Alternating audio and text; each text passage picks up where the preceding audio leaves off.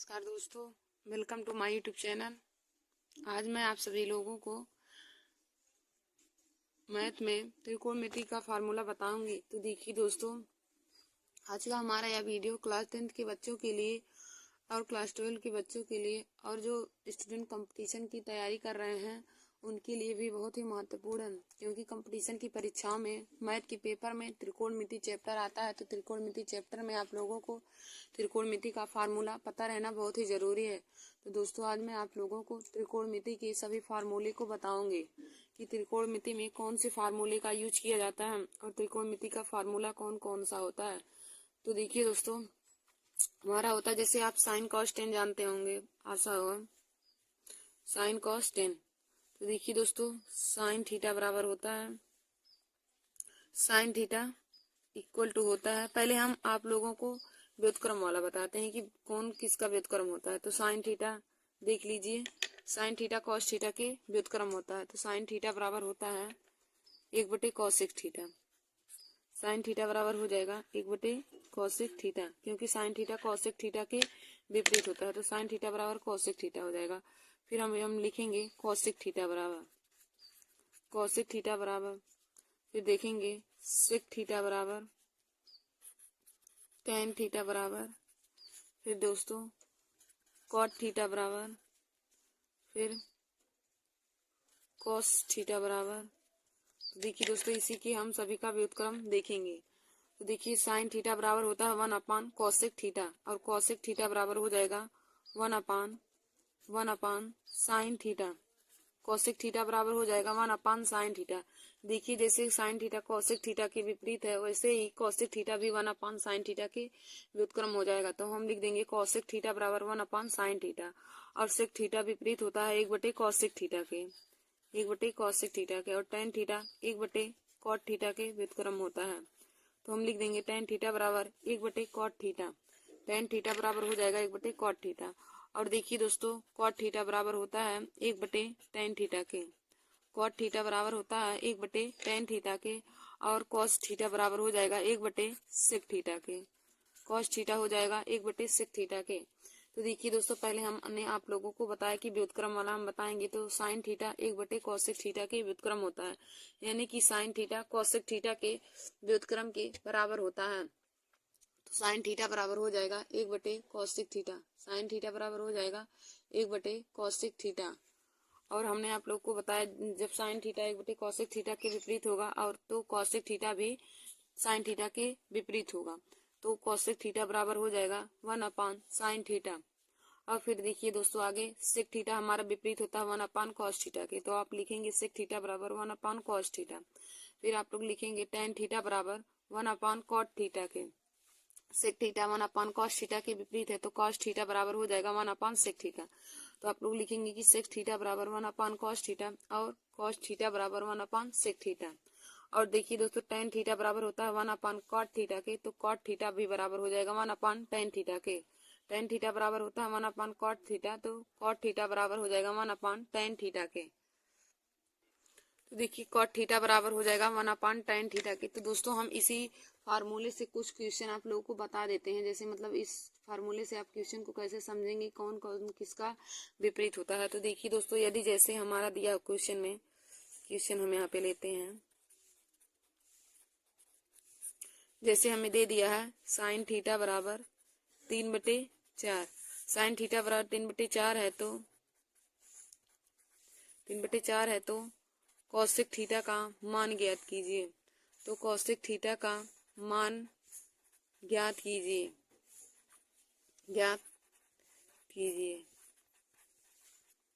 देखिए दोस्तों, हमें क्वेश्चन में साइन थीटा का मान दिया है, तो साइन थीटा का मान दिया है 3/4, साइन थीटा का मान 3/4 दिया है, और हमें कॉसेक थीटा का मान ज्ञात करना है। तो देखिए दोस्तों, हमने आप लोग को बताया कि साइन थीटा बराबर होता है 1/cosec थीटा के। हमें कॉसेक थीटा निकालना है, तो कॉसेक थीटा बराबर हो जाएगा, तो हो जाएगा कॉसेक थीटा बराबर 1/sin थीटा के।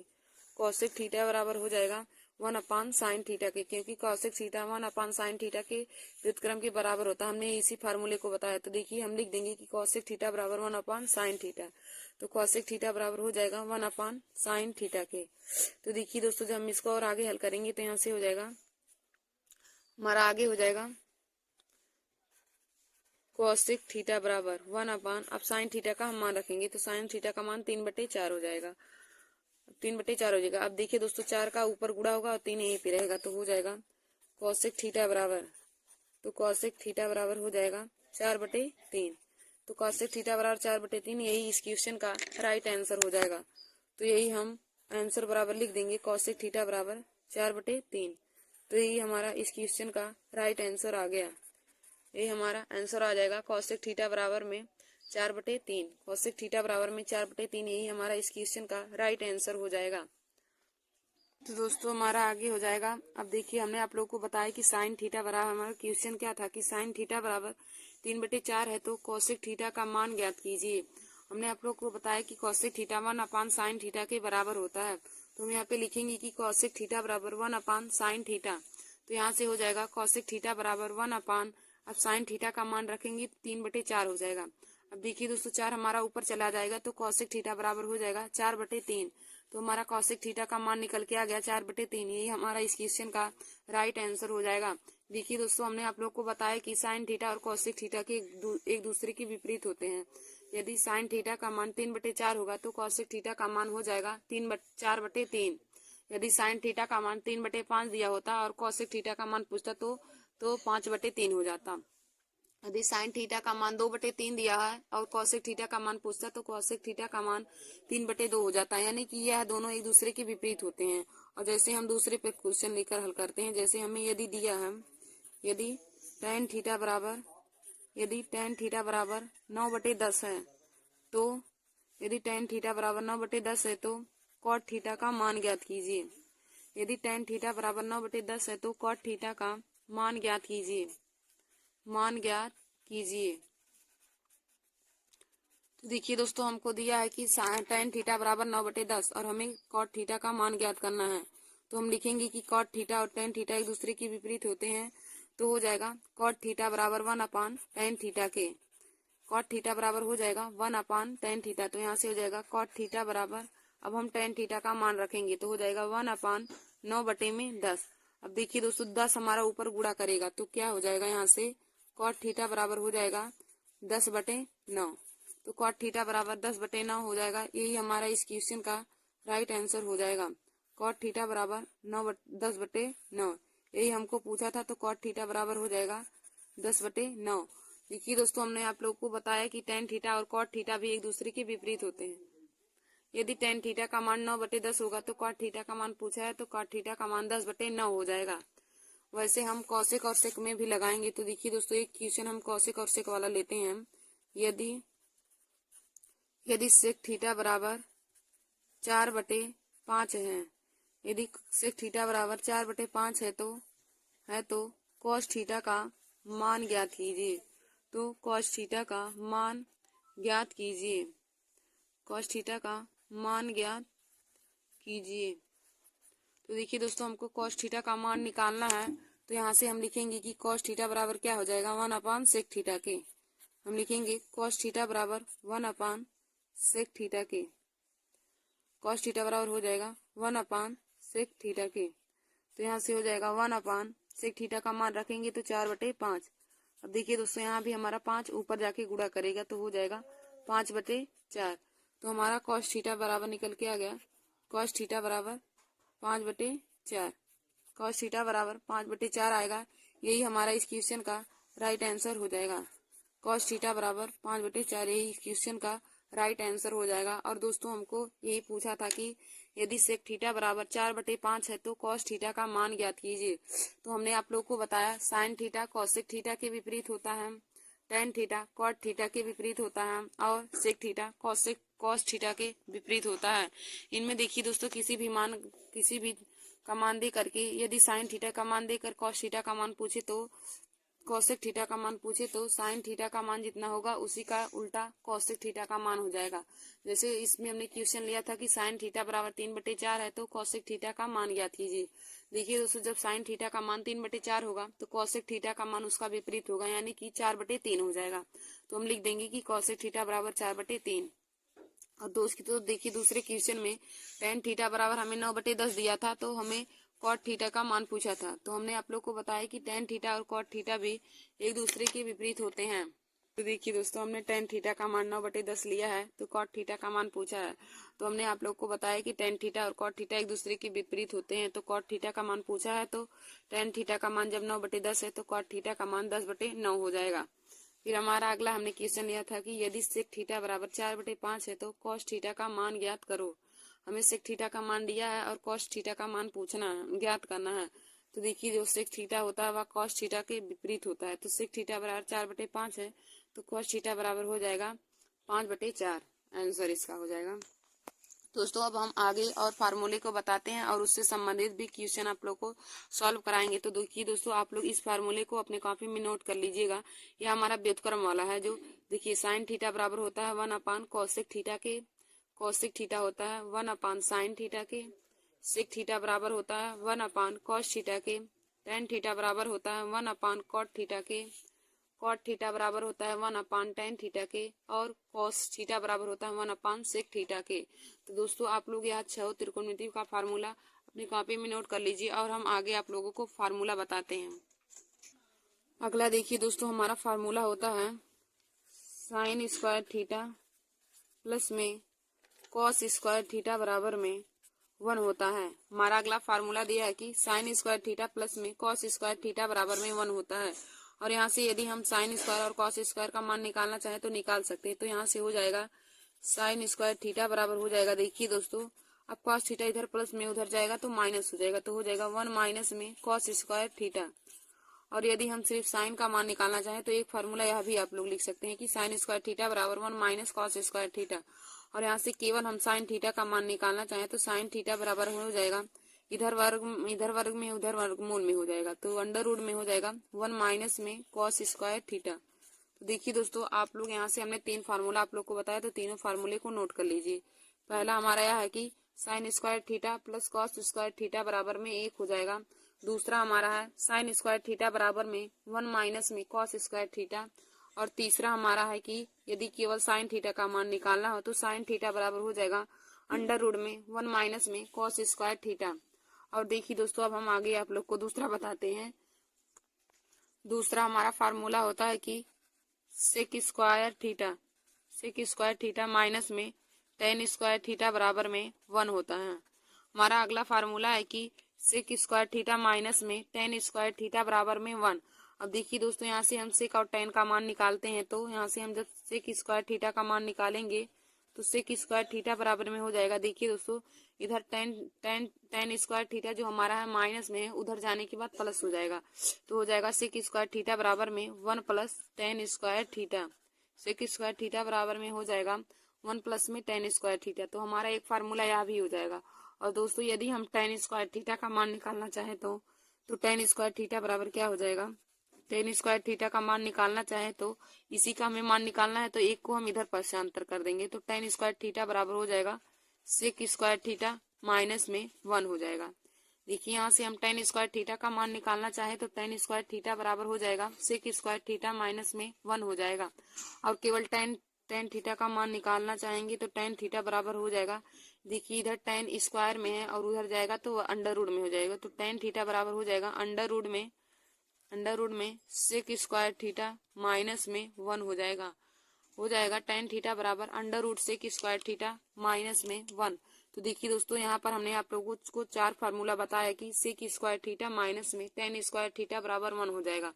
तो पहला फार्मूला ये है। और दूसरा हमारा, अगर हम सेक स्क्वायर थीटा का मान निकालना चाहें तो सेक स्क्वायर थीटा बराबर हो जाएगा 1 प्लस में टेन स्क्वायर थीटा।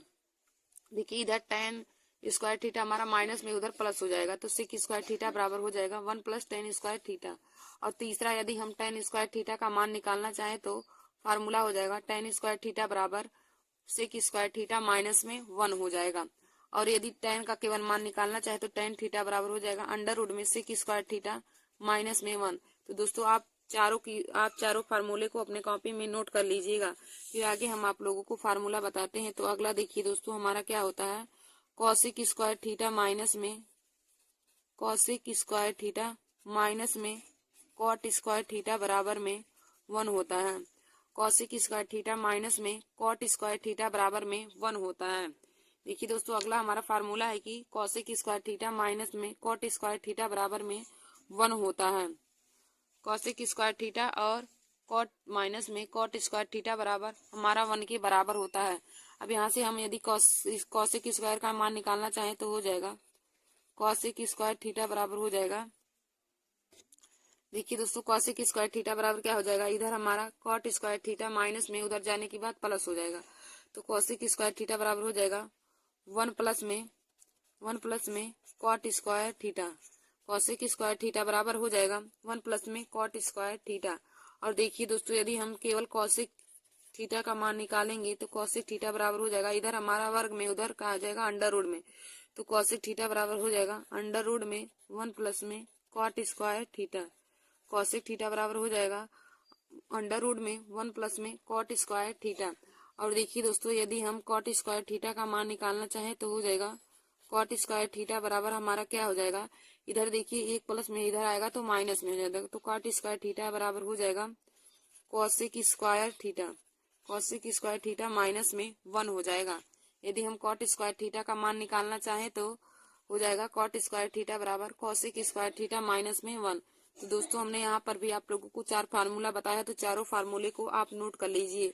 हमारा फार्मूला क्या होता है कि कॉसेक स्क्वायर थीटा माइनस में कॉट स्क्वायर थीटा बराबर 1 होता है। तो यहाँ से यदि हम कॉसेक स्क्वायर थीटा का मान निकालना चाहें तो कॉसेक स्क्वायर थीटा बराबर हो जाएगा 1 प्लस में कॉट स्क्वायर थीटा। और यदि केवल कॉसेक थीटा का मान निकालना चाहें तो कॉसेक थीटा बराबर हो जाएगा अंडर रूट में 1 प्लस कॉट स्क्वायर थीटा। और देखिए दोस्तों, यदि कॉट स्क्वायर थीटा का मान निकालेंगे तो कॉट स्क्वायर थीटा बराबर हो जाता है कॉसेक स्क्वायर थीटा माइनस में 1। देखिए दोस्तों, एक बार पुनः हम स्क्वायर वाला फार्मूला आप सभी लोगों को बता देते हैं। तो देखिए दोस्तों, हमारा पहला फार्मूला होता है कि sine square theta plus cos square theta बराबर में 1। साइन स्क्वायर थीटा प्लस में कॉस स्क्वायर थीटा का मान 1 होता है। देखिए दोस्तों, यदि साइन में 90 डिग्री और प्लस में कॉस 90 डिग्री का मान पूछे तो उसका मान हमेशा 1 होगा, क्योंकि जब जब दोनों का स्क्वायर रहेगा, मतलब साइन स्क्वायर रहेगा और कॉस स्क्वायर रहेगा, और दोनों में थीटा का मान बराबर रहेगा तो उसका सदैव मान 1 होता है। जैसे देखिए, यहाँ पे हमने बताया पहला फार्मूला कि sine square theta plus cos square theta बराबर 1। जैसे यहाँ पे हमने ले लिया है कि साइन स्क्वायर 45 डिग्री प्लस में कॉस स्क्वायर 45 डिग्री का मान ज्ञात करना है। जैसे हमें क्वेश्चन में पूछ लिया कि साइन स्क्वायर 45 डिग्री प्लस में कॉस स्क्वायर 45 डिग्री का मान कितना होगा। तो देखिए, हमने आप लोग को बताया कि sine square theta plus cos square theta का मान 1 के बराबर होता है, यानी कि साइन में थीटा का मान जितना रहेगा उसका वर्ग और प्लस में कॉस में थीटा का मान जितना रहेगा उसका वर्ग सदैव 1 के बराबर होता है। तो यहाँ से हम लिख सकते हैं कि इसका मान हमारा 1 के बराबर हो जाएगा। तो हम sine square 45 plus cos square 45 का मान 1 लिख देंगे। या फिर दोस्तों, हम देखिए यदि निकाल कर हल करना चाहे तब भी होता है, क्योंकि साइन 45 का मान हो जाता है 1 अंडर रूट 1 बटे अंडर रूट 2। 1 बटे रूट 2 का स्क्वायर हो जाएगा, प्लस में कॉस 45 का मान भी 1 बटे रूट 2 होता है, तो 1 बटे रूट 2 का होल स्क्वायर हो जाएगा। अब देखिए दोस्तों, 1 बटे रूट 2 का होल स्क्वायर करेंगे तो 1 बटे 2 हो जाएगा, अब प्लस में यहाँ पर भी 1 बटे 2 हो जाएगा। अब हर बराबर है तो हम इसको ऐसे जोड़ देंगे तो हो जाएगा 2 बटे 2, काटेंगे 1 आ जाएगा। तो देखिए दोस्तों, हम मान निकाल के करें या तब भी हमारा 1 आएगा, या फिर हम फार्मूले का यूज करें तब भी 1 आएगा। तो हम फार्मूले का, जब हमको फार्मूला याद रहेगा तो हम जल्द ही उसको लगा सकते हैं। तो आप लोग फार्मूले को जरूर याद कर लीजिए।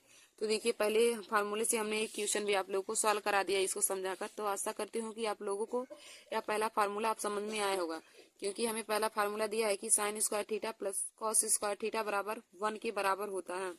और देखिए दोस्तों, हमने यहाँ से साइन स्क्वायर थीटा का मान निकाला, तो साइन स्क्वायर थीटा बराबर हो जाएगा 1 माइनस में कॉस स्क्वायर थीटा। तो देखिए दोस्तों, साइन स्क्वायर थीटा बराबर हो जाएगा 1 माइनस में कॉस स्क्वायर थीटा, क्योंकि कॉस जब इधर है उधर जाने के बाद माइनस हो जाएगा। तो साइन स्क्वायर थीटा बराबर हो जाएगा 1 माइनस में कॉस स्क्वायर थीटा। तो हम इस पर भी एक सवाल लेकर आप लोग को बताते हैं। जैसे हमें क्वेश्चन दिया है कि यदि यदि यदि साइन थीटा बराबर 4/5 है, यदि साइन थीटा बराबर 4/5 है तो कॉस थीटा का मान ज्ञात कीजिए। तो कॉस थीटा का मान ज्ञात कीजिए, मान ज्ञात कीजिए। यही दोस्तों हमको देखिए क्वेश्चन पूछा है कि यदि साइन थीटा बराबर 4/5 है तो कॉस थीटा का मान हमें ज्ञात करना है। तो हमने आप लोग को फार्मूला बताया है कि साइन स्क्वायर थीटा बराबर होता है, साइन स्क्वायर थीटा बराबर फार्मूला होता है 1 माइनस में कॉस स्क्वायर थीटा। और हमको क्वेश्चन में कॉस थीटा का मान ज्ञात करना है। तो यहाँ से यदि हम कॉस स्क्वायर का मान निकालना चाहें तो कॉस स्क्वायर का मान हो जाएगा कॉस स्क्वायर थीटा बराबर हो जाएगा 1 माइनस में sine square theta. Cos square theta बराबर हो जाएगा 1 माइनस में कॉस साइन स्क्वायर थीटा। और हमको सिर्फ कॉस का मान निकालना है, तो यहाँ से हम कॉस बराबर लिख देंगे कि कॉस थीटा बराबर हो जाएगा अंडर रूट में 1 माइनस में sine square theta. Cos theta बराबर हो जाएगा अंडर रूट में 1 माइनस साइन स्क्वायर थीटा। अब दोस्तों हम मान रखकर हल करते हैं, तो हमारा हो जाएगा कॉस थीटा बराबर, तो हो जाएगा अंडर रूट में 1 माइनस, अब साइन स्क्वायर थीटा, साइन का मान रखेंगे 4/5, तो हो जाएगा 1 माइनस में 4/5 का होल स्क्वायर, 1 माइनस में 4/5 का होल स्क्वायर हो जाएगा। तो देखिए दोस्तों यहाँ से हो जाएगा अंडर रूट में, अब देखिए 1 माइनस में 4 का वर्ग 16 हो जाएगा, 5 का वर्ग 25। तो अब देखिए दोस्तों 25 से कम 25 और 25 में से 16 जाएगा। यहाँ से अब जब इसको पक्षांतर करेंगे तो 25 से कम 25 माइनस 16, तो 25 में से 16 जाएगा तो हो जाएगा 9 और बटे में हमारा 25 हो जाएगा। तो अंडर रूट में हो जाएगा 9 बटे में 25। अब देखिए दोस्तों 9 बटे 25 यानी कि यह हमारा जो 9 है वह 3 का वर्ग है, तो वर्गमूल 3 का हो जाएगा, और 5 25 जो है वह 5 का वर्गमूल, तो 3/5 हमारा इस क्वेश्चन का राइट आंसर हो जाएगा। तो हम लिखेंगे कि आंसर बराबर कॉस थीटा बराबर, हम लिखेंगे हमको कॉस थीटा का मान पूछा था, तो आंसर बराबर हो जाएगा आंसर बराबर कॉस थीटा बराबर, कॉस थीटा बराबर हमारा मान निकल के आ गया 3/5। तो 3/5 इस क्वेश्चन का राइट आंसर हो जाएगा। देखिए दोस्तों हमारा क्वेश्चन क्या कहा था कि यदि साइन थीटा बराबर 4/5 है तो कॉस थीटा का मान ज्ञात करो। कॉस थीटा का मान हमें पूछा है, तो देखिए दोस्तों हो जाएगा, हमने आप लोग को फार्मूला बताया था कि कॉस स्क्वायर थीटा बराबर होता है 1 माइनस में साइन स्क्वायर थीटा, और हमको केवल कॉस थीटा का मान निकालना है। तो कॉस थीटा बराबर हो जाएगा अंडर रूट में 1 माइनस साइन स्क्वायर थीटा, और हमें साइन थीटा का मान 4/5 दिया है, तो हम साइन थीटा की जगह पे 4/5 रख देंगे। तो हो जाएगा कॉस थीटा बराबर में अंडर रूट में 1 माइनस में 4/5 का होल स्क्वायर, 4/5 का होल स्क्वायर। तो देखिए दोस्तों 1 माइनस 4 का वर्ग 16 हो जाएगा, 5 का वर्ग 25, तो 1 माइनस 16/25 हो जाएगा। अब 25 से कम 25, 25 में से 16 जाएगा तो 9/25 आ जाएगा। अब देखिए दोस्तों जो हमारा 9/25 है, अब देखेंगे कि किसका वर्ग है, तो वर्गमूल है, तो यह 3 का वर्गमूल है 9 और 25 हमारा 5 का, तो 3/5 हमारा इस क्वेश्चन का राइट आंसर हो जाएगा। ये दोस्तों हमको इसका मान पूछा था, तो कॉस थीटा का मान पूछा था साइन थीटा का मान देकर, तो हमने इसी फार्मूले का यूज करके हमने इसका मान निकाल लिया है। अब दोस्तों हम इस फार्मूले पर रखकर कोई सवाल लगाते हैं। तो देखिए दोस्तों जैसे हमारा क्वेश्चन हमें यहाँ पे लेंगे, जैसे लेंगे tan थीटा और सेक थीटा की,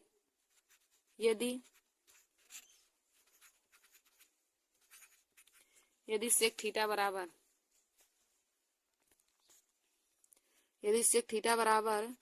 3/4 है, यदि सेक थीटा बराबर 3/4 है तो tan थीटा का मान ज्ञात कीजिए, tan थीटा का मान ज्ञात कीजिए। यही हमको पूछा है। तो देखिए दोस्तों हम इसको कैसे सॉल्व करेंगे, तो हमारा हो जाएगा, हमको tan थीटा का मान पूछा है, अब सेक थीटा बराबर दिया है सेक थीटा बराबर 3/4, और हमके tan थीटा का मान पूछा है। तो हमने आप लोग को बताया है कि tan स्क्वायर थीटा बराबर क्या होता है, tan स्क्वायर थीटा बराबर हो जाएगा सेक स्क्वायर थीटा माइनस में 1 हो जाएगा। tan स्क्वायर थीटा बराबर हो जाएगा सेक स्क्वायर थीटा, यहाँ पे देखिए दोस्तों आप लोग 5 बना लीजिए, इसको 5/4, सेक थीटा बराबर 5/4 लिख लीजिए, क्योंकि अभी हमें घटाने में प्रॉब्लम होगी यहाँ पे। तो tan स्क्वायर थीटा बराबर होता है सेक स्क्वायर थीटा माइनस में 1, और हमें क्वेश्चन में केवल tan थीटा का मान निकालना है, तो हम यहाँ पे लिख देंगे tan थीटा बराबर क्या हो जाएगा। देखिए दोस्तों इधर tan स्क्वायर है, उधर जाएगा तो वर्गमूल हो जाएगा, तो tan थीटा बराबर हो जाएगा अंडर रूट में सेक स्क्वायर थीटा माइनस में 1 हो जाएगा। tan थीटा बराबर हो जाएगा अंडर रूट में सेक स्क्वायर थीटा माइनस में 1 हो जाएगा।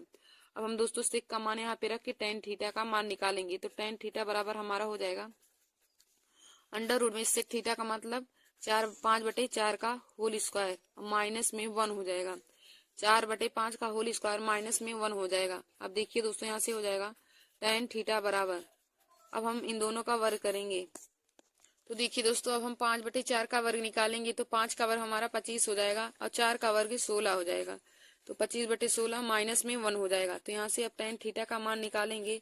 अब देखिए दोस्तों यहाँ से क्या हो जाएगा हमारा, यहाँ 16 यहाँ पे ऊपर गुणा करेगा तो हो जाएगा 25 माइनस में 16/16 हो जाएगा। 25 माइनस में 16/16 हो जाएगा। अब 25 में से 16 घटाएंगे तो 9 हो जाएगा और बटे में 16, तो अंडर रूट में आ गया 9/16। अब देखिए दोस्तों यहाँ हमारा जो 9 है वह 3 का वर्गमूल है, तो 3 और बटे में यहाँ हो जाएगा 4। 3/4 इस क्वेश्चन का राइट आंसर हो जाएगा। हमें tan थीटा का मान पूछा था तो हम लिख देंगे आंसर बराबर tan थीटा बराबर, आंसर बराबर tan थीटा बराबर में हो जाएगा 3/4। हमें tan थीटा का मान पूछा था तो 3/4 हो जाएगा। देखिए दोस्तों हमारा क्वेश्चन क्या था कि यदि sec थीटा बराबर 5/4 है तो tan थीटा का मान ज्ञात कीजिए। तो हमने आप लोग को फार्मूला बताया है कि tan स्क्वायर थीटा बराबर होता है sec स्क्वायर थीटा माइनस में 1। तो हमने आप लोग को फार्मूला बताया है कि tan स्क्वायर थीटा बराबर होता है sec स्क्वायर थीटा माइनस में 1। तो यहाँ से हम जब tan थीटा का, तो यहाँ से हमारा हो जाएगा tan थीटा बराबर हो जाएगा अंडर रूट में sec स्क्वायर थीटा माइनस में 1। tan थीटा बराबर हो जाएगा अंडर रूट में sec स्क्वायर थीटा माइनस में 1। अब देखिए दोस्तों sec थीटा का मान क्वेश्चन में हमें 5/4 दिया है, तो हम sec थीटा की जगह पे 5/4 रखेंगे। तो tan थीटा बराबर हो जाएगा 5/4 का होल स्क्वायर माइनस में 1। अब देखिए दोस्तों tan थीटा बराबर हो जाएगा 5 का वर्ग 25 बटे में 16 और माइनस में 1 हो जाएगा। अब हम 16 का 1 में गुणा करेंगे तो हो जाएगा tan थीटा बराबर अंडर रूट में 25 माइनस में 16 बटे में 16 हो जाएगा। अब देखिए दोस्तों 25 में से 16 घटाएंगे तो 9 हो जाएगा और बटे में हमारा 16 हो जाएगा। तो 9/16 अंडर रूट में tan थीटा बराबर आएगा। और यहाँ से हम जब tan का मान निकालेंगे तो tan थीटा बराबर हो जाएगा 3/4, क्योंकि अंडर रूट 9/16 का मान 3/4 होता है। तो दोस्तों इस क्वेश्चन का राइट आंसर tan थीटा बराबर हो जाएगा 3/4। देखिए दोस्तों आज मैंने आप सभी लोगों को त्रिकोणमिति का फार्मूला और उससे संबंधित कुछ क्वेश्चन भी करा लिए हैं। तो दोस्तों आज का हमारा वीडियो हर कंपटीशन की परीक्षाओं के साथ साथ क्लास 10 और क्लास 12 के विद्यार्थियों के लिए बहुत ही महत्वपूर्ण है। देखिए दोस्तों इस प्रकार के क्वेश्चन क्लास 10 के बोर्ड एग्जाम की परीक्षा में पूछे जाते हैं, तो आप लोग हमारे इस वीडियो को जरूर देख लीजिए और अपने दोस्तों में भी शेयर कर लीजिए। देखिए दोस्तों जितना मैंने आप लोगों को आज फार्मूला बताया है वह सभी आप लोग नोट कर लीजिए, क्योंकि यह फार्मूला त्रिकोणमिति के क्वेश्चन में बहुत ही बार पूछे जाते हैं। दोस्तों आप लोग सभी फार्मूले को नोट कर लीजिएगा और सभी क्वेश्चन को भी अपने कॉपी में नोट कर लीजिएगा, क्योंकि इसी प्रकार ही बोर्ड एग्जाम की परीक्षा में क्वेश्चन पूछे जाते हैं। धन्यवाद दोस्तों, आशा करती हूँ कि आप लोगों को आज का हमारा यह वीडियो समझ में आया होगा। नमस्कार दोस्तों, welcome to my YouTube channel. आज मैं आप सभी लोगों को मैथ में मेंसुरेशन में आगे की टॉपिक को बताऊंगी। देखिए दोस्तों हमने एक टॉपिक और भी बनाया था मेंसुरेशन का, उसमें हमने आप लोगों को त्रिभुज की डिफिनीशन और त्रिभुज के प्रकार के बारे में और चतुर्भुज के प्रकार के बारे में बताया था, जो हमारे 2D आकृति में आते हैं। और आज हम आप लोगों को बताएंगे मेंसुरेशन में 3D आकृति के बारे में। तो देखिए दोस्तों हमारे 3D आकृति में कौन कौन से आकृति आते हैं। तो हमारा नंबर 1 है घन यानी कि क्यूब। नंबर दूसरा हमारा है घनाभ यानी कि क्यूबिड। नंबर 3 है बेलन यानी कि सिलेंडर। नंबर 4 है गोला यानी कि स्फीयर। और दोस्तों गोला के बाद अर्धगोला होता है यानी हेमी स्फीयर। फिर हमारा होता है शंकु यानी कि कोन। और हमारा फिर आगे हो जाएगा छिन्नक भी हमारा 3D आकृति में आता है। तो देखिए दोस्तों हम 3D आकृति में घनाभ, बेलन, गोला, अर्धगोला, शंकु और छिन्नक के बारे में पढ़ेंगे। इन सभी के बारे में हम आप लोग को बताएंगे और इन सभी से संबंधित फार्मूला भी बताएंगे, जिससे मेंसुरेशन में सवाल लगाने में कोई दिक्कत ना हो। देखिए दोस्तों हम पहले आप लोग हेडिंग डालेंगे घनाभ यानी कि क्यूबिड। घनाभ के बारे में हम घनाभ का डिफिनीशन बताएंगे और उससे संबंधित आप लोगों को फार्मूला भी बताएंगे। तो आप लोग हेडिंग डालिए घनाभ यानी कि क्यूबिड। तो इसमें लिखेंगे 6 आयताकार फलकों से घिरी हुई आकृति को घनाभ कहते हैं।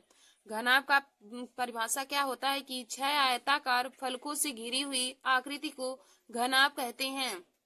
देखिए दोस्तों घनाभ का डिफिनीशन क्या हो जाएगा कि 6 आयताकार फलकों से घिरी हुई आकृति को घनाभ कहते हैं। तो घनाभ क्या हो जाएगा, देखिए दोस्तों घनाभ का हमारा फिगर यही हो जाएगा 6 आयताकार फलकों से घिरी हुई आकृति को हम घनाभ कहते हैं।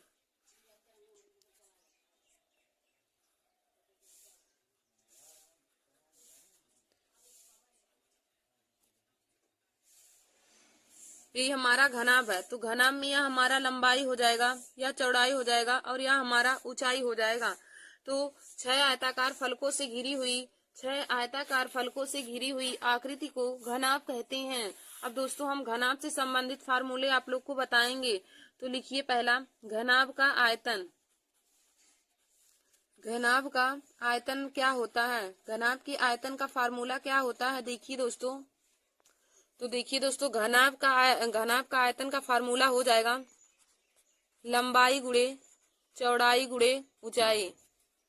लंबाई गुणे चौड़ाई गुणे ऊंचाई, यानी कि यल गुणे बी गुणे एच। तो घनाभ का आयतन का फार्मूला हो जाएगा यल बी एच, लंबाई गुणे चौड़ाई गुणे ऊंचाई। घनाभ के आयतन का फार्मूला हो जाएगा लंबाई गुणे चौड़ाई गुणे ऊंचाई। फिर हम आगे देखेंगे घनाभ का संपूर्ण पृष्ठीय क्षेत्रफल। घनाभ का विकर्ण हम देखेंगे पहले। घनाभ का विकर्ण का फार्मूला क्या होता है? घनाभ का विकर्ण का फार्मूला क्या होता है? तो देखिए दोस्तों, घनाभ की विकर्ण का फार्मूला होता है अंडर रूट में यल स्क्वायर प्लस में बी स्क्वायर प्लस में एच स्क्वायर।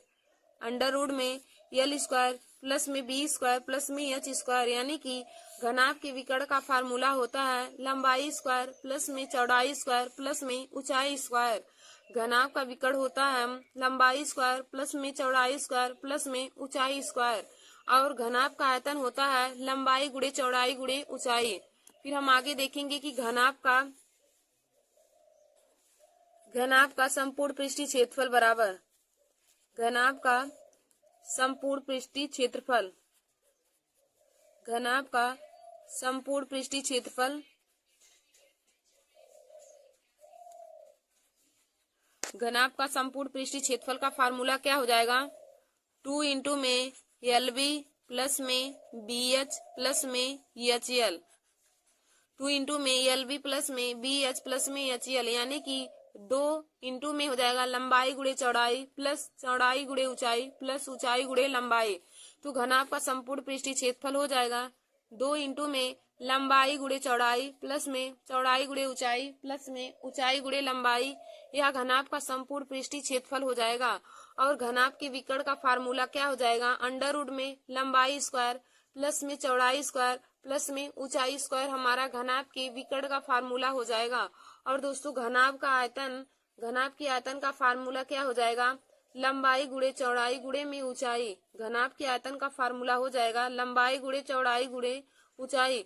घनाभ का आयतन को दोस्तों इंग्लिश में वॉल्यूम बोलते हैं, और विकर्ण को डायगोनल, और संपूर्ण पृष्ठीय क्षेत्रफल को हो जाएगा टोटल सरफेस एरिया। संपूर्ण का हो जाएगा टोटल, और पृष्ठीय का हो जाएगा सरफेस क्षेत्रफल का एरिया। तो घनाभ का संपूर्ण पृष्ठीय क्षेत्रफल यानी कि total surface area equal to हो जाएगा 2 इंटू में लंबाई गुणे में चौड़ाई प्लस में चौड़ाई गुणे में ऊंचाई प्लस में ऊंचाई गुणे में लंबाई। यही घनाभ की संपूर्ण पृष्ठीय क्षेत्रफल का फार्मूला हो जाएगा, यानी कि घनाभ के cuboid of total surface area. तो 2 इंटू में एल बी प्लस में बी एच प्लस में एच एल, यही हो जाएगा। और घनाभ का विकर्ण क्यूबिड ऑफ डायगोनल्स, तो अंडर रूट में एल स्क्वायर प्लस में बी स्क्वायर प्लस में एच स्क्वायर हो जाएगा। और घनाभ का आयतन यानी कि cuboid of volume of cuboid, तो हो जाएगा एल बी एच, लंबाई गुणे में चौड़ाई गुणे में ऊंचाई हमारा हो जाएगा। देखिए दोस्तों, घनाभ का विकर्ण पूछे या फिर पूछे कि कमरे में रखी जाने वाली सबसे लंबी बड़ी छड़ की लंबाई क्या ज्ञात मतलब बताइए, तब भी हम घनाभ के विकर्ण से ही उस क्वेश्चन को सॉल्व करेंगे। जैसे हमने यहाँ पे एक पहला क्वेश्चन लिया है। देखिए दोस्तों, एक कमरे की लंबाई चौड़ाई तथा ऊंचाई 16, 12 और 15 मीटर है। एक कमरे की लंबाई चौड़ाई ऊंचाई 16, 12 और 15 मीटर है, तो उस कमरे में रखी जा सकने वाली सबसे लंबी छड़ की लंबाई क्या है? देखिए दोस्तों, हमें क्वेश्चन दिया है कि एक कमरे की लंबाई चौड़ाई और ऊंचाई 16, 12 और 15 मीटर है, तो उस कमरे में रखी जाने वाली सबसे लंबी छड़ की लंबाई क्या होगी? तो हमने आप लोगों को बताया कि जब भी हमें कमरे में रखी जाने वाली सबसे लंबी छड़ की लंबाई पूछे तो हमें हमेशा ही हम घन की विकर्ण का फार्मूला का यूज करेंगे। तो हो जाएगा यल बराबर हमारा हो जाएगा उसकी लंबाई बराबर में अंडर रूट में यल स्क्वायर प्लस में बी स्क्वायर प्लस में एच स्क्वायर हो जाएगा। अब लंबाई का मान हमें दिया है 16, तो हो जाएगा 16 का स्क्वायर प्लस में 12 का स्क्वायर प्लस में 15 का होल स्क्वायर हो जाएगा। इसको हम अंडर रूट में कर देंगे। फिर देखिए दोस्तों, जब हम 16 का वर्ग करेंगे तो 16 का वर्ग 256 हो जाएगा, प्लस में 12 का वर्ग 144 प्लस में 15 का वर्ग 225 हो जाएगा। अब दोस्तों इसको जब हम जोड़ेंगे तो हमारा जोड़ने की बात टोटल आ जाएगा 625। तो अंडर रूट में 625 या हमारा 625 हमारा 25 का वर्गमूल होता है। तो छड़ की लंबाई यल बराबर हमें आ गया 25 मीटर। छड़ की लंबाई हमें यल बराबर आ जाएगा 25 मीटर।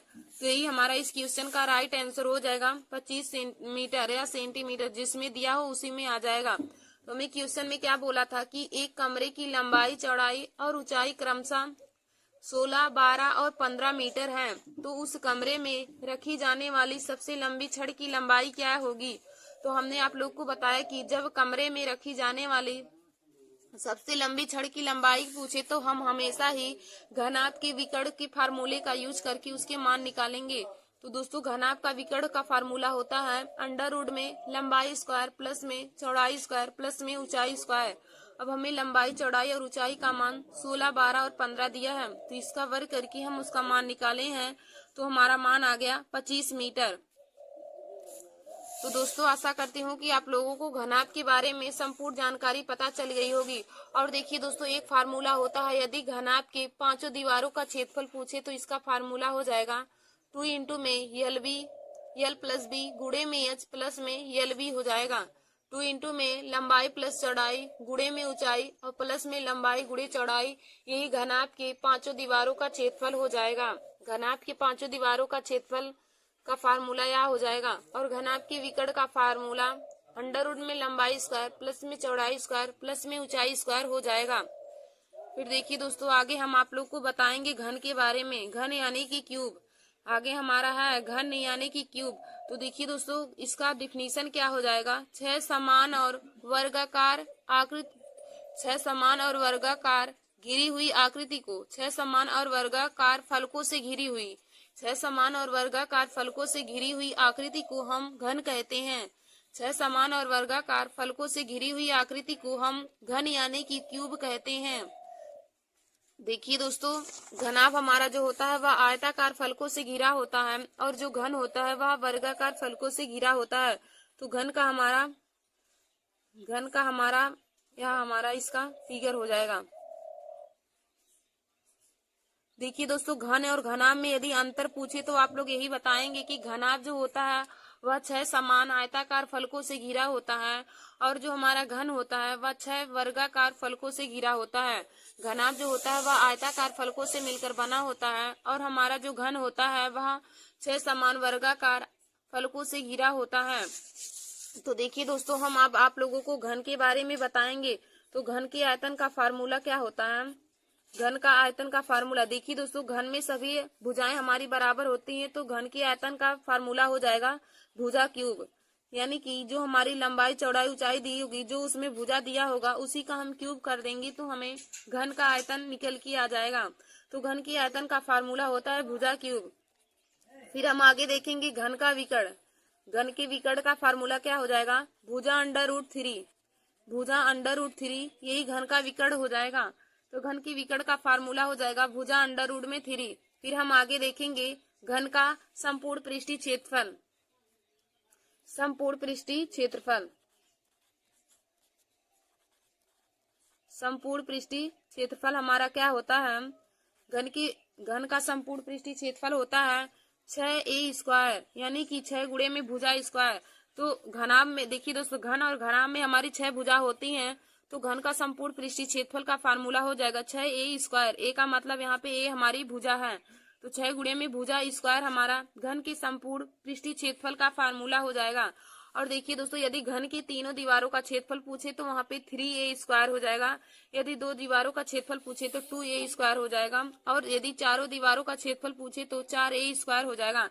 यानी कि जितने दीवार पूछेंगी उतने में हम भुजा का स्क्वायर करके गुणा कर देंगे। तो दोस्तों, हमने आप लोग को बताया कि घन क्या होता है। तो 6 समान और वर्गाकार फलकों से घिरी हुई आकृति को हम घन कहते हैं। 6 समान और वर्गाकार फलकों से घिरी हुई आकृति को घन कहते हैं। तो देखिए दोस्तों, घन के आयतन का फार्मूला हो जाएगा भुजा क्यूब। ए क्यूब यानी कि भुजा का क्यूब घन की आयतन का फार्मूला हो जाएगा। घन का विकर्ण का फार्मूला होता है भुजा √3। और घन की चारों दीवारों का क्षेत्रफल का फार्मूला हो जाएगा 4a²। घन की चारों दीवारों का क्षेत्रफल हो जाएगा 4a²। और घन के पांचों दीवारों का क्षेत्रफल, घन के देखिए दोस्तों, जब भी पूछे घन की पांचों दीवारों का क्षेत्रफल या फिर उसको बोले कि खुली संदूक का क्षेत्रफल, तब आप लगाएंगे 5a² होता है। खुली संदूक का क्षेत्रफल पूछे या पांचों दीवारों का क्षेत्रफल तो आप लिखेंगे 5a²। और दोस्तों, घन की सतह का विकर्ण का फार्मूला होता है √2a। √2a घन की सतह के विकर्ण का क्षेत्रफल हो जाएगा। फिर देखिए दोस्तों, आगे हम आप लोगों को बताएंगे सिलेंडर यानी कि बेलन के बारे में। आगे आप लोगों को हम बताएंगे बेलन के बारे में। तो दोस्तों, बेलन को हम इंग्लिश में सिलेंडर बोलते हैं। तो देखिए दोस्तों, जब भी क्वेश्चन में आप लोगों को तार, कुआं, पाइप, रोड लोरर की लंबाई या उसका आयतन या उसका टोटल संपूर्ण पृष्ठीय क्षेत्रफल पूछे तो आप लोग बेलन के ही फार्मूले का यूज करेंगे। वहां पे बेलन का ही फार्मूला लगाएंगे। तो देखिए दोस्तों, बेलन यानी कि सिलेंडर, तो बेलन का हमारा आयतन क्या हो जाएगा। देखिए, हमने जैसे यहाँ पे फिगर बनाया है, तो फिगर हमने बनाया है यहाँ से यहाँ तक, यह बेलन की त्रिज्या हो जाएगी, यह बेलन की ऊंचाई हो जाएगी। तो देखिए दोस्तों, बेलन का कर्व सरफेस एरिया यानी कि बेलन का पृष्ठीय क्षेत्रफल। तो बेलन के पृष्ठीय क्षेत्रफल का फार्मूला क्या होता है। जैसे देखिए दोस्तों, यही हमारा बेलन है। यहाँ से यहाँ तक यह त्रिज्या हो जाएगी, यह बेलन की हमारी ऊंचाई हो जाएगी, या त्रिज्या या बेलन की ऊंचाई। तो देखिए दोस्तों, आप लोग लिखेंगे बेलन का आयतन। बेलन के आयतन का फार्मूला क्या हो जाएगा। बेलन का आयतन का फार्मूला हो जाएगा हमारा πr²h। बेलन का आयतन का फार्मूला हो जाएगा πr²h। फिर देखिए दोस्तों, बेलन का वक्र पृष्ठीय क्षेत्रफल। बेलन का वक्र पृष्ठीय क्षेत्रफल। बेलन का वक्र पृष्ठीय क्षेत्रफल का फार्मूला क्या हो जाएगा 2πr(h). बेलन का वक्र पृष्ठीय क्षेत्रफल का फार्मूला हो जाएगा 2πr(h). और फिर हम आगे देखेंगे बेलन का संपूर्ण पृष्ठीय क्षेत्रफल। बेलन का संपूर्ण पृष्ठीय क्षेत्रफल। तो देखिए दोस्तों, बेलन का संपूर्ण पृष्ठीय क्षेत्रफल का फार्मूला क्या हो जाएगा 2πr ब्रैकेट में h प्लस में r हो जाएगा। बेलन के संपूर्ण पृष्ठीय क्षेत्रफल का फार्मूला हो जाएगा 2πr ब्रैकेट में h प्लस r। और बेलन के आयतन का फार्मूला हो जाएगा πr²h। और बेलन के वक्र पृष्ठीय क्षेत्रफल का फार्मूला हो जाएगा 2πr(h). देखिए दोस्तों, बेलन के वक्र पृष्ठीय क्षेत्रफल का फार्मूला हो जाएगा 2πr(h). बेलन के आयतन का फार्मूला हो जाएगा πr²h। और बेलन की संपूर्ण पृष्ठीय क्षेत्रफल का फार्मूला हो जाएगा 2πr ब्रैकेट में h प्लस में r। और दोस्तों, बेलन के आधार का क्षेत्रफल पूछे। बेलन के आधार का क्षेत्रफल। बेलन के आधार का क्षेत्रफल। देखिए दोस्तों, यह जो हमारा बेलन का आधार है, यह एक वृत्ताकार है। बेलन का आधार है तो वृत्ताकार है। तो बेलन के आधार का क्षेत्रफल यानी कि वृत्त का क्षेत्रफल। तो वृत्त का क्षेत्रफल हमारा πr² होता है। तो हमारा हो जाएगा πr²। बेलन के आधार का क्षेत्रफल हो जाएगा πr²। क्योंकि बेलन का जो आधार है वह वृत्ताकार है, तो बेलन के आधार का क्षेत्रफल हो जाएगा πr²। देखिए दोस्तों, पाई का मान होता है 22/7, या फिर हम यदि दशमलव में लिखें तो 3.14 होता है।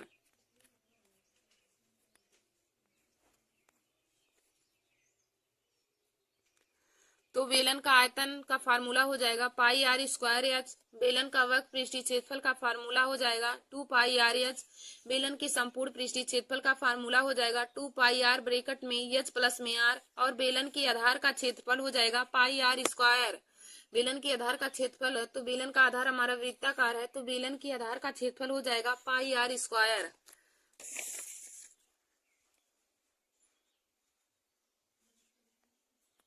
फिर देखिए दोस्तों, आगे हम आप लोगों को शंकु के बारे में बताएंगे। शंकु, इसको हम इंग्लिश में कोन बोलते हैं। शंकु को इंग्लिश में कोन बोला जाता है। तो देखिए दोस्तों, यह हमारा शंकु का फिगर है। यहाँ से यहाँ तक यह शंकु की त्रिज्या है और यह शंकु की ऊंचाई है, और जो यह हमारा है यह शंकु की तिर्यक ऊंचाई है। तो आगे हम आप लोगों को शंकु के बारे में बताएंगे। तो हमारा यही जैसे शंकु है, शंकु, इसको हम इंग्लिश में कोन बोलते हैं। तो यही देखिए दोस्तों, शंकु का हमारा फिगर है।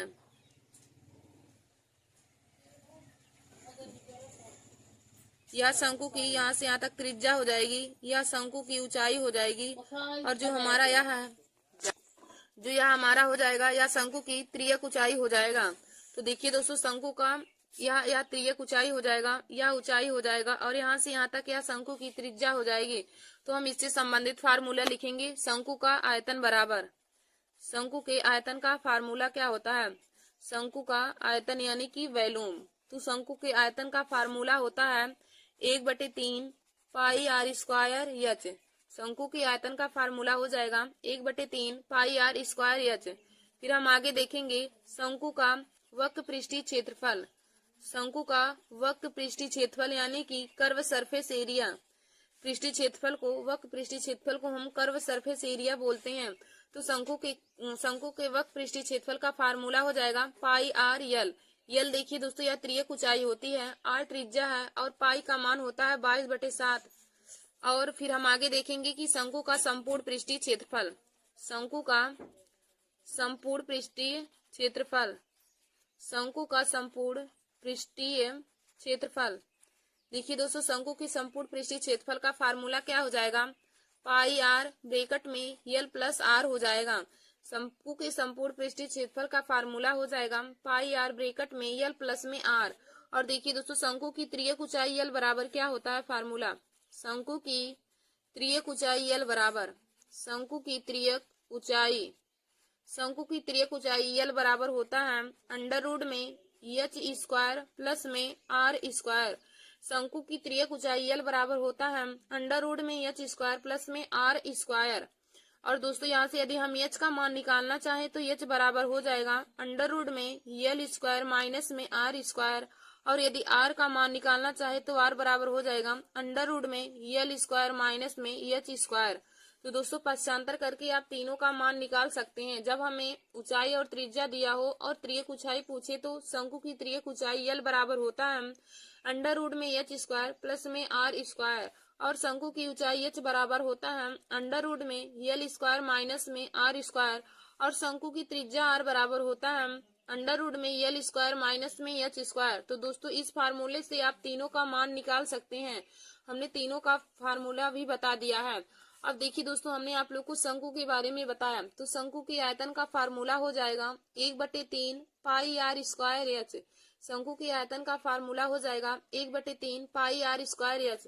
फिर शंकु के वक्र पृष्ठीय क्षेत्रफल क्या हो जाएगा? पाई आर यल। फिर देखिए दोस्तों, अगला हमारा हमने आप लोग को बताया शंकु का संपूर्ण पृष्ठीय क्षेत्रफल। तो शंकु की संपूर्ण पृष्ठीय क्षेत्रफल का फार्मूला क्या हो जाएगा?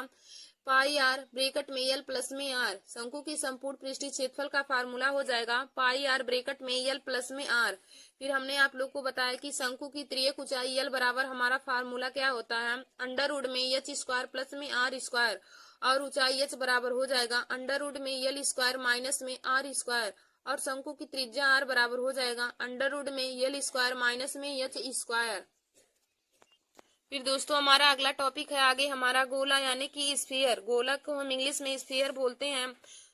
तो देखिए दोस्तों, गोला हमारा, हमने यहाँ पे फिगर बनाया गोला या गोले की त्रिज्या है। तो गोले का टोटल सरफेस एरिया यानी कि संपूर्ण पृष्ठीय क्षेत्रफल क्या होता है? गोले की संपूर्ण पृष्ठीय क्षेत्रफल का फार्मूला होता है 4 पाई आर स्क्वायर। गोले की संपूर्ण पृष्ठीय क्षेत्रफल का फार्मूला होता है 4 पाई आर स्क्वायर।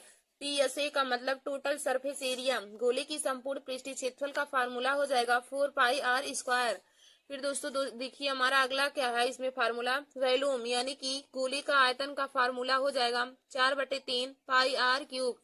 गोले के आयतन का फार्मूला हो जाएगा 4/3 पाई आर क्यूब।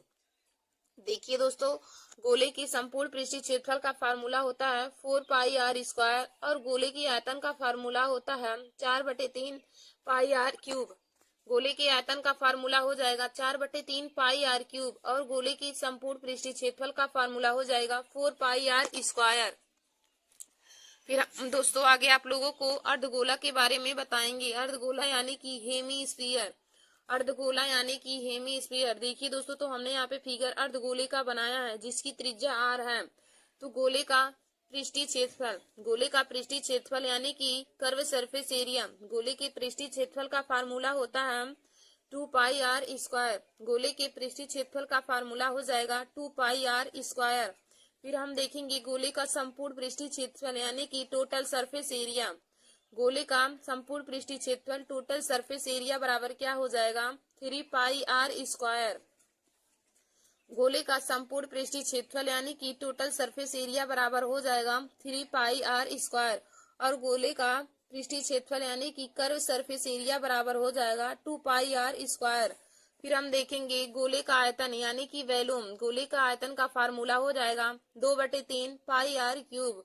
गोले के आयतन का फार्मूला हो जाएगा 2/3 पाई आर क्यूब।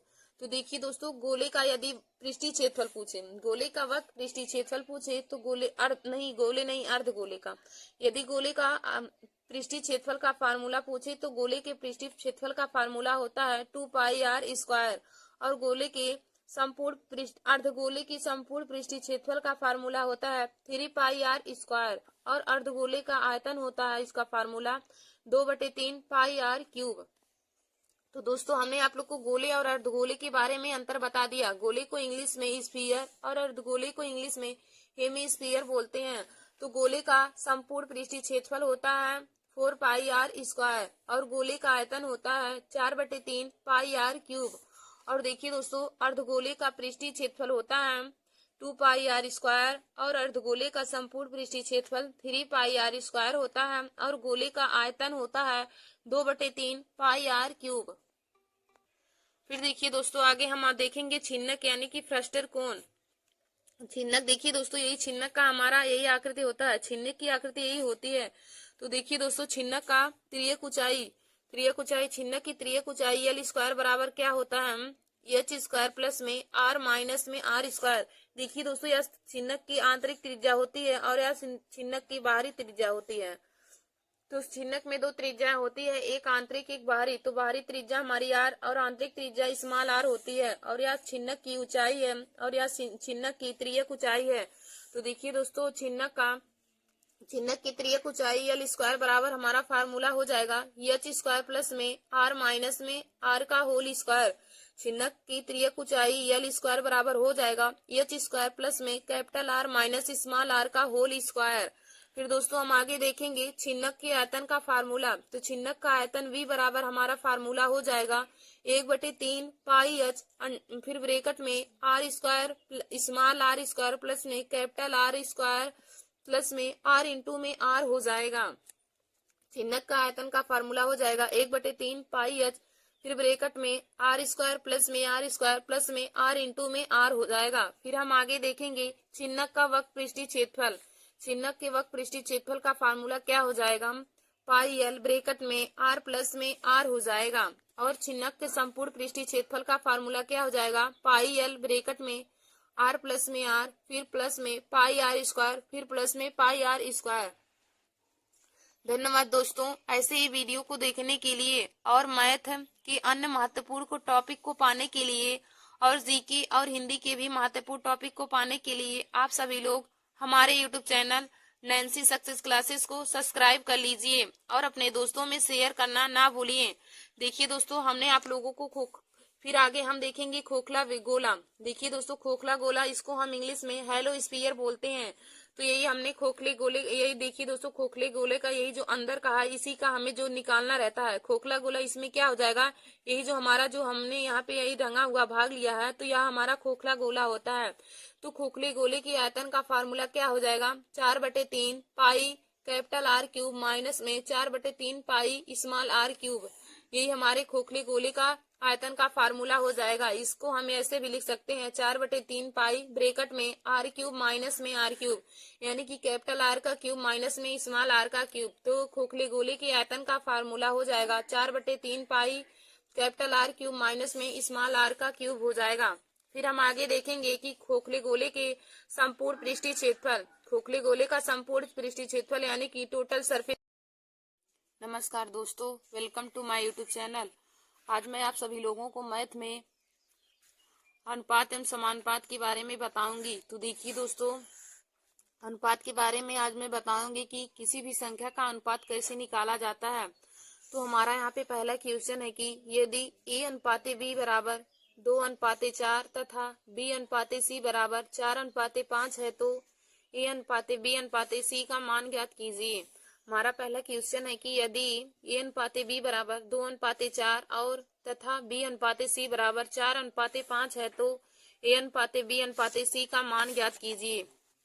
तो देखिए दोस्तों, इसको हम कैसे सॉल्व करेंगे। क्या हो जाएगा कि हमें देखिए दोस्तों, हमें a अनुपाते b अनुपाते c का मान निकालना है। तो हो जाएगा, हम लिखेंगे a अनुपाते b अनुपाते c। देखिए दोस्तों, यहाँ पे दोनों में हमें देखिए a अनुपाते b का मान दिया है 2:4 और b अनुपाते c का मान हमें 4:5 दिया है, यानी कि दोनों में हमें b का मान समान दिया है। देखिए दोस्तों, a अनुपाते b बराबर दिया है 2:4 और b अनुपाते c का मान दिया है 4:5। अब देखिए दोस्तों दोनों क्वेश्चन में हमें दोनों जगह पे हमें b का मान समान दिया है। यहाँ पर भी a अनुपाते b में b का मान 4 है और b अनुपात c में भी b का अनुपात हमारा 4 है। तो देखिए दोस्तों, दोनों जगह पे जब b का मान हमारा समान है तो हम a अनुपाते b अनुपाते c का मान आसानी से निकाल सकते हैं। तो देखिए दोस्तों, यहाँ से हम यदि करेंगे तो a का मान हमारा 2 है, b का मान 4 है और c का मान 5 है। देखिए दोस्तों, क्योंकि b का मान हमें दोनों जगह पे समान दिया है तो b का मान हमारा 4 ही हो जाएगा। तो अब हमें क्या ज्ञात करना है, क्वेश्चन में कहा है कि तो a अनुपाते b अनुपाते c का मान ज्ञात कीजिए। तो हो जाएगा a अनुपाते b अनुपाते c बराबर में 2:4:5। यही हमारा इस क्वेश्चन का आंसर हो जाएगा। देखिए दोस्तों, हमें क्वेश्चन क्या पहला दिया था कि इफ a अनुपाते b इक्वल टू 2:4 तथा b अनुपाते c बराबर में 4:5 है तो a अनुपाते b अनुपाते c का मान ज्ञात कीजिए। तो देखिए दोस्तों, जब भी क्वेश्चन में b का मान अलग अलग दिया रहता है तो उसको हम दूसरे तरीके से लगाते हैं, और जब भी b का मान या c का मान जो कॉमन चीजें होती है उसका मान समान दिया रहता है तो उसका मान हम आसानी से निकाल सकते हैं। तो देखिए दोस्तों, यहाँ पे a अनुपाते b का मान दिया है 2:4 और b अनुपाते c का मान दिया है 4:5। तो दोनों में b का मान हमारा समान है, यानी कि 4 दिया है, तो हम a अनुपाते b अनुपाते c का मान आसानी से निकाल सकते हैं। तो दोस्तों, यहाँ से a बराबर 2 है, b बराबर 4 है और c बराबर में 5 है। तो हो जाएगा a अनुपाते b अनुपाते c बराबर में 2:4:5। यही हमारा इस क्वेश्चन का राइट आंसर हो जाएगा।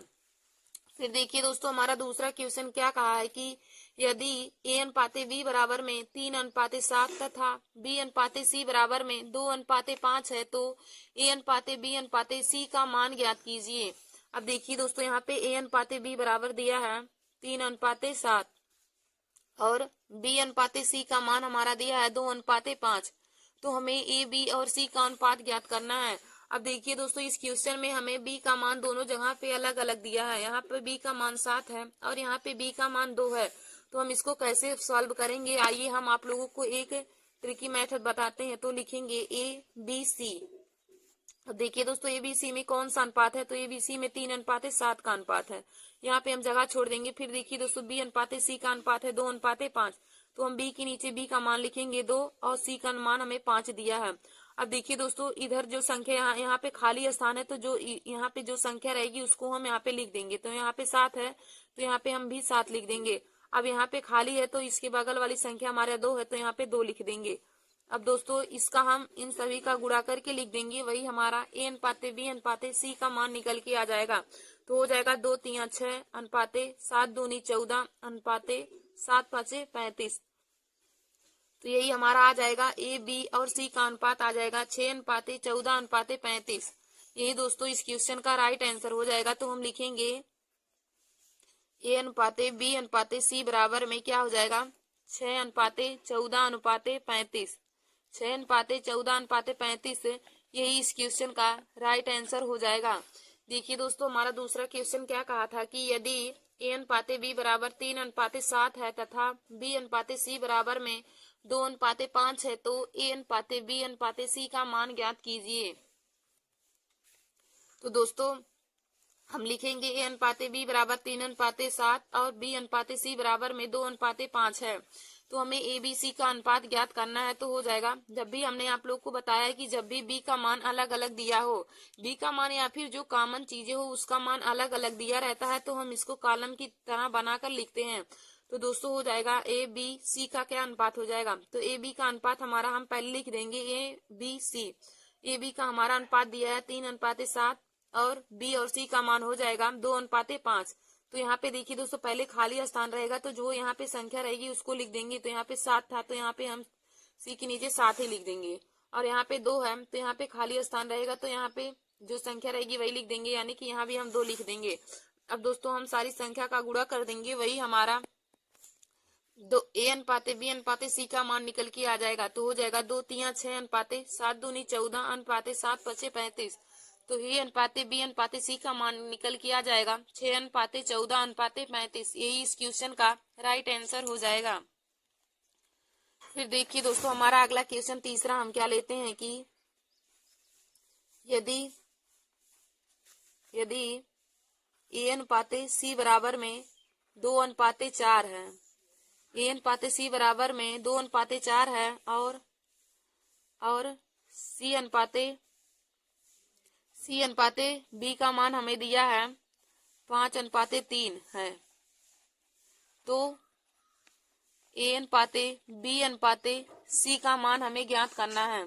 तो A/B/C का मान ज्ञात कीजिए। हमारा ये तीसरा क्वेश्चन है। हमारा तीसरा क्वेश्चन क्या दिया है कि यदि A/C बराबर में 2:4 है, C/B बराबर में 5:3 है, तो A/B/C का मान ज्ञात कीजिए।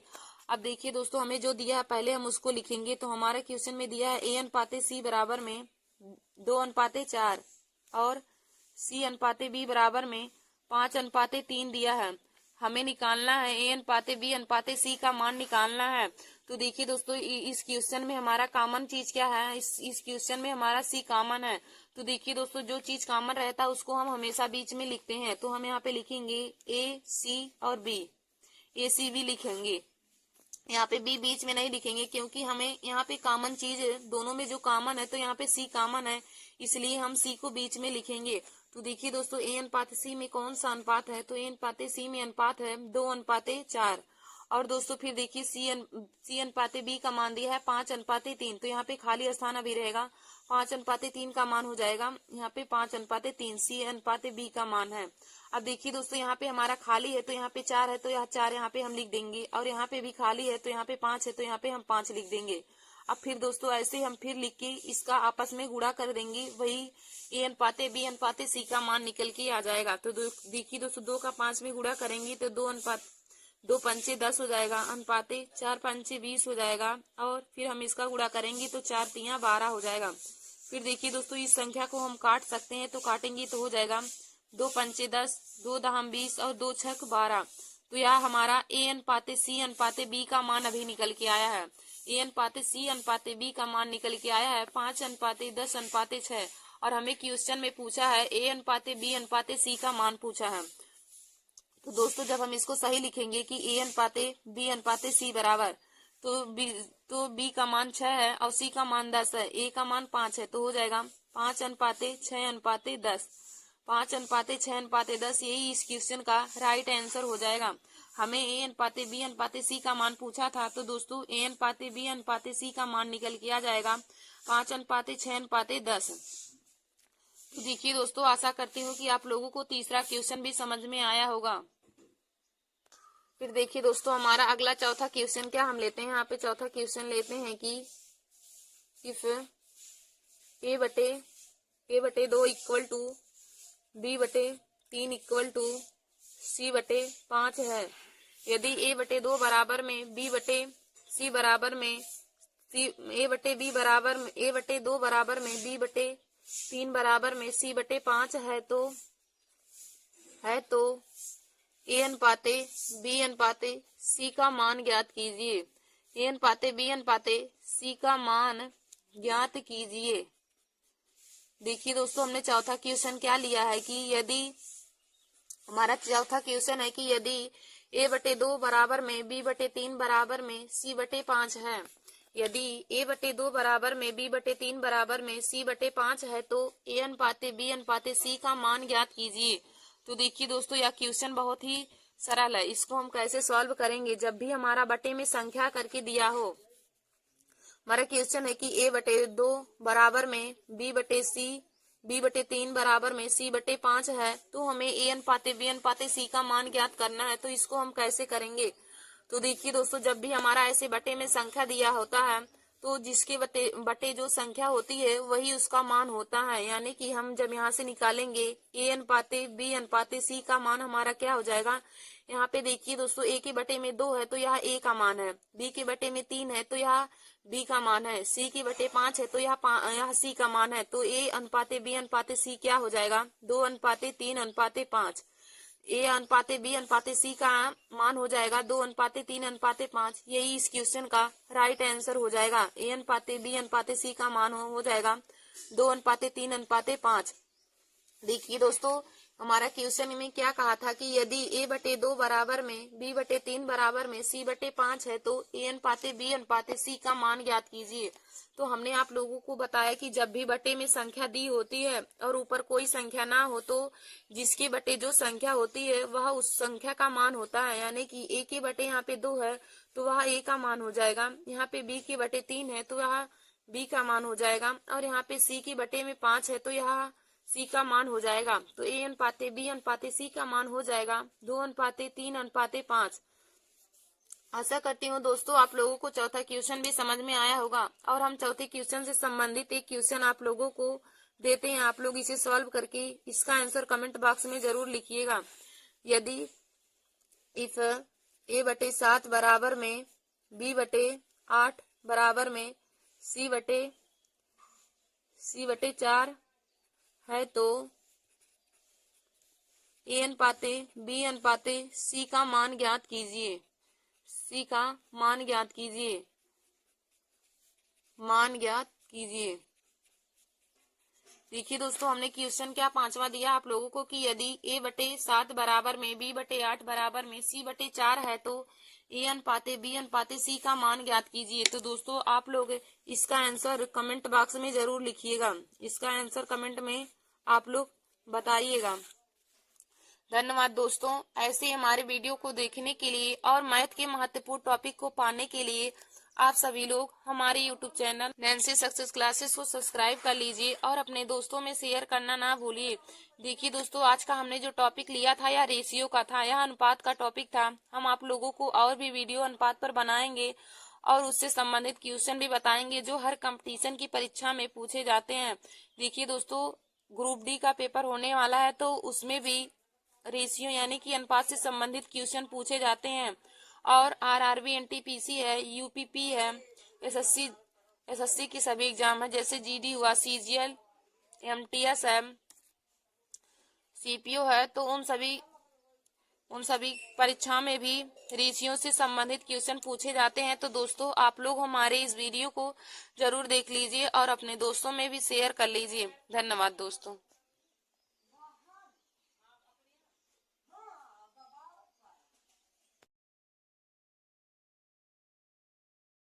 नमस्कार दोस्तों, welcome to my YouTube channel. आज मैं आप सभी लोगों को मैथ में मेंसुरेशन में आगे के टॉपिक को बताऊंगी। देखिए दोस्तों, हमने एक टॉपिक और भी बनाया था मेंसुरेशन का, उसमें हमने आप लोगों को त्रिभुज की डिफिनीशन और त्रिभुज के प्रकार के बारे में और चतुर्भुज के प्रकार के बारे में बताया था जो हमारे 2D आकृति में आते हैं। और आज हम आप लोगों को बताएंगे मेंसुरेशन में 3D आकृति के बारे में। तो देखिए दोस्तों, हमारे 3D आकृति में कौन कौन से आकृति आते हैं। तो हमारा नंबर 1 है घन यानी कि क्यूब। नंबर दूसरा हमारा है घनाभ यानी कि क्यूबिड। नंबर 3 है बेलन यानी कि सिलेंडर। नंबर 4 है गोला यानी कि स्फीयर। और दोस्तों गोला के बाद अर्धगोला होता है यानी हेमी स्फीयर। फिर हमारा होता है शंकु यानी कि कोन। और हमारा फिर आगे हो जाएगा छिन्नक। छिन्नक भी हमारा 3D आकृति में आता है। तो देखिए दोस्तों, हम 3D आकृति में घन, घनाभ, बेलन, गोला, अर्धगोला, शंकु और छिन्नक के बारे में पढ़ेंगे। इन सभी के बारे में हम आप लोग को बताएंगे और इन सभी से संबंधित फार्मूला भी बताएंगे, जिससे मेंसुरेशन में सवाल लगाने में कोई दिक्कत ना हो।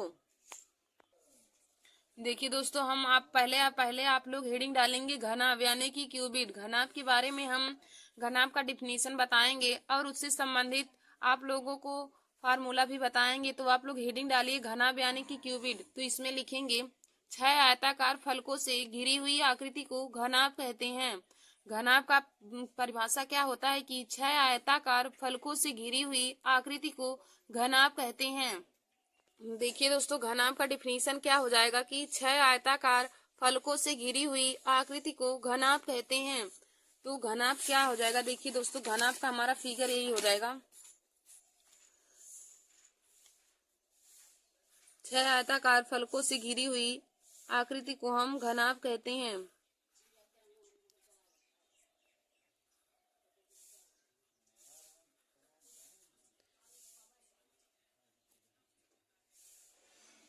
यही हमारा घनाभ है। तो घनाभ में यह हमारा लंबाई हो जाएगा, या चौड़ाई हो जाएगा, और यह हमारा ऊंचाई हो जाएगा। तो 6 आयताकार फलकों से घिरी हुई 6 आयताकार फलकों से घिरी हुई आकृति को घनाभ कहते हैं। अब दोस्तों, हम घनाभ से संबंधित फार्मूले आप लोग को बताएंगे। तो लिखिए पहला, घनाभ का आयतन। घनाभ का आयतन क्या होता है, घनाभ की आयतन का फार्मूला क्या होता है, देखिए दोस्तों। तो देखिए दोस्तों, घनाभ का आयतन का फार्मूला हो जाएगा लंबाई गुणे चौड़ाई गुणे ऊंचाई। लंबाई गुणे चौड़ाई गुणे ऊंचाई यानी कि यल गुणे बी गुणे एच। तो घनाभ का आयतन का फार्मूला हो जाएगा यल बी एच, लंबाई गुणे चौड़ाई गुणे ऊंचाई। घनाभ के आयतन का फार्मूला हो जाएगा लंबाई गुणे चौड़ाई गुणे ऊंचाई। फिर हम आगे देखेंगे घनाभ का संपूर्ण पृष्ठीय क्षेत्रफल। घनाभ का विकर्ण हम देखेंगे पहले। घनाभ का विकर्ण का फार्मूला क्या होता है, घनाभ का विकर्ण का फार्मूला क्या होता है। तो देखिए दोस्तों, घनाभ की विकर्ण का फार्मूला होता है अंडर रूट में यल स्क्वायर प्लस में बी स्क्वायर प्लस में एच स्क्वायर। अंडर रूट में यल स्क्वायर प्लस में बी स्क्वायर प्लस में एच स्क्वायर यानी कि घनाभ के विकर्ण का फार्मूला होता है लंबाई स्क्वायर प्लस में चौड़ाई स्क्वायर प्लस में ऊंचाई स्क्वायर। घनाभ का विकर्ण होता है लंबाई स्क्वायर प्लस में चौड़ाई स्क्वायर प्लस में ऊंचाई स्क्वायर। और घनाभ का आयतन होता है लंबाई गुणे चौड़ाई गुणे ऊंचाई। फिर हम आगे देखेंगे कि घनाभ का संपूर्ण पृष्ठीय क्षेत्रफल बराबर घनाभ का संपूर्ण पृष्ठीय क्षेत्रफल। घनाभ का संपूर्ण पृष्ठीय क्षेत्रफल। घनाभ का संपूर्ण पृष्ठीय क्षेत्रफल का फार्मूला क्या हो जाएगा 2 इंटू में एल बी प्लस में बी एच प्लस में एच एल। 2 इंटू में एल बी प्लस में बी एच प्लस में एच एल यानी कि 2 इंटू में हो जाएगा लंबाई गुणे चौड़ाई प्लस चौड़ाई गुणे ऊंचाई प्लस ऊंचाई गुणे लंबाई। तो घनाभ का संपूर्ण पृष्ठीय क्षेत्रफल हो जाएगा 2 इंटू में लंबाई गुणे चौड़ाई प्लस में चौड़ाई गुणे ऊंचाई प्लस में ऊंचाई गुणे लंबाई। यह घनाभ का संपूर्ण पृष्ठीय क्षेत्रफल हो जाएगा। और घनाभ के विकर्ण का फार्मूला क्या हो जाएगा अंडर रूट में लंबाई स्क्वायर प्लस में चौड़ाई स्क्वायर प्लस में ऊंचाई स्क्वायर हमारा घनाभ के विकर्ण का फार्मूला हो जाएगा।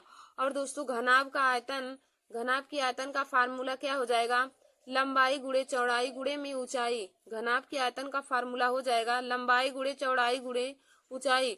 घनाभ का आयतन को दोस्तों इंग्लिश में वॉल्यूम बोलते हैं और विकर्ण को डायगोनल और संपूर्ण पृष्ठीय क्षेत्रफल को हो जाएगा टोटल सरफेस एरिया। संपूर्ण का हो जाएगा टोटल और पृष्ठीय का हो जाएगा सरफेस क्षेत्रफल का एरिया। तो घनाभ का संपूर्ण पृष्ठीय क्षेत्रफल यानी कि total surface area equal to हो जाएगा 2 इंटू में लंबाई गुणे में चौड़ाई प्लस में चौड़ाई गुणे में ऊंचाई प्लस में ऊंचाई गुणे में लंबाई। यही घनाभ की संपूर्ण पृष्ठीय क्षेत्रफल का फार्मूला हो जाएगा। यानी कि घनाभ के cuboid of cuboid of total surface area, तो 2 इंटू में LB प्लस में BH प्लस में HCl यही हो जाएगा। और घनाभ का विकर्ण क्यूबिड ऑफ डायगोनल्स, तो अंडर रूट में L स्क्वायर प्लस में B स्क्वायर प्लस में H स्क्वायर हो जाएगा। और घनाभ का आयतन यानी कि cuboid of volume of cuboid तो हो जाएगा LVH, लंबाई गुणे में चौड़ाई गुणे में ऊंचाई हमारा हो जाएगा। देखिए दोस्तों, घनाभ का विकर्ण पूछे या फिर पूछे कि कमरे में रखी जाने वाली सबसे लंबी बड़ी छड़ की लंबाई क्या ज्ञात मतलब बताइए, तब भी हम घनाभ के विकर्ण से ही उस क्वेश्चन को सॉल्व करेंगे। जैसे हमने यहाँ पे एक पहला क्वेश्चन लिया है, देखिए दोस्तों, एक कमरे की लंबाई चौड़ाई तथा ऊंचाई 16, 12 और 15 मीटर है। एक कमरे की लंबाई चौड़ाई ऊंचाई 16, 12 और 15 मीटर है, तो उस कमरे में रखी जा सकने वाली सबसे लंबी छड़ की लंबाई क्या है। देखिए दोस्तों, हमें क्वेश्चन दिया है कि एक कमरे की लंबाई चौड़ाई और ऊंचाई 16, 12 और 15 मीटर है, तो उस कमरे में रखी जाने वाली सबसे लंबी छड़ की लंबाई क्या होगी। तो हमने आप लोगों को बताया कि जब भी हमें कमरे में रखी जाने वाली सबसे लंबी छड़ की लंबाई पूछे तो हमें हमेशा ही हम घन की विकर्ण का फार्मूला का यूज करेंगे। तो हो जाएगा यल बराबर हमारा हो जाएगा उसकी लंबाई बराबर में अंडर रूट में L स्क्वायर प्लस में B स्क्वायर प्लस में H स्क्वायर हो जाएगा। अब लंबाई का मान हमें दिया है 16, तो हो जाएगा 16 का स्क्वायर प्लस में 12 का स्क्वायर प्लस में 15 का होल स्क्वायर हो जाएगा। इसको हम अंडर रूट में कर देंगे।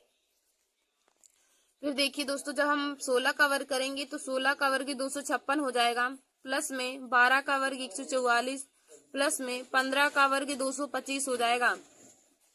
अब दोस्तों, इसको जब हम जोड़ेंगे तो हमारा जोड़ने के बाद टोटल आ जाएगा 625। तो अंडर रूट में 625 या हमारा 625 हमारा 25 का वर्गमूल होता है। तो छड़ की लंबाई L बराबर हमें आ गया 25 मीटर। छड़ की लंबाई हमें L बराबर आ जाएगा 25 मीटर।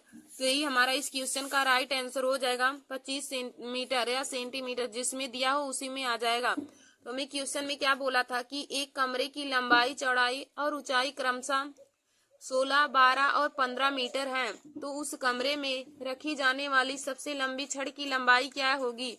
तो हमने आप लोग को बताया कि जब कमरे में रखी जाने वाली सबसे लंबी छड़ की लंबाई पूछे तो हम हमेशा ही घनाभ के विकर्ण के फार्मूले का यूज करके उसके मान निकालेंगे।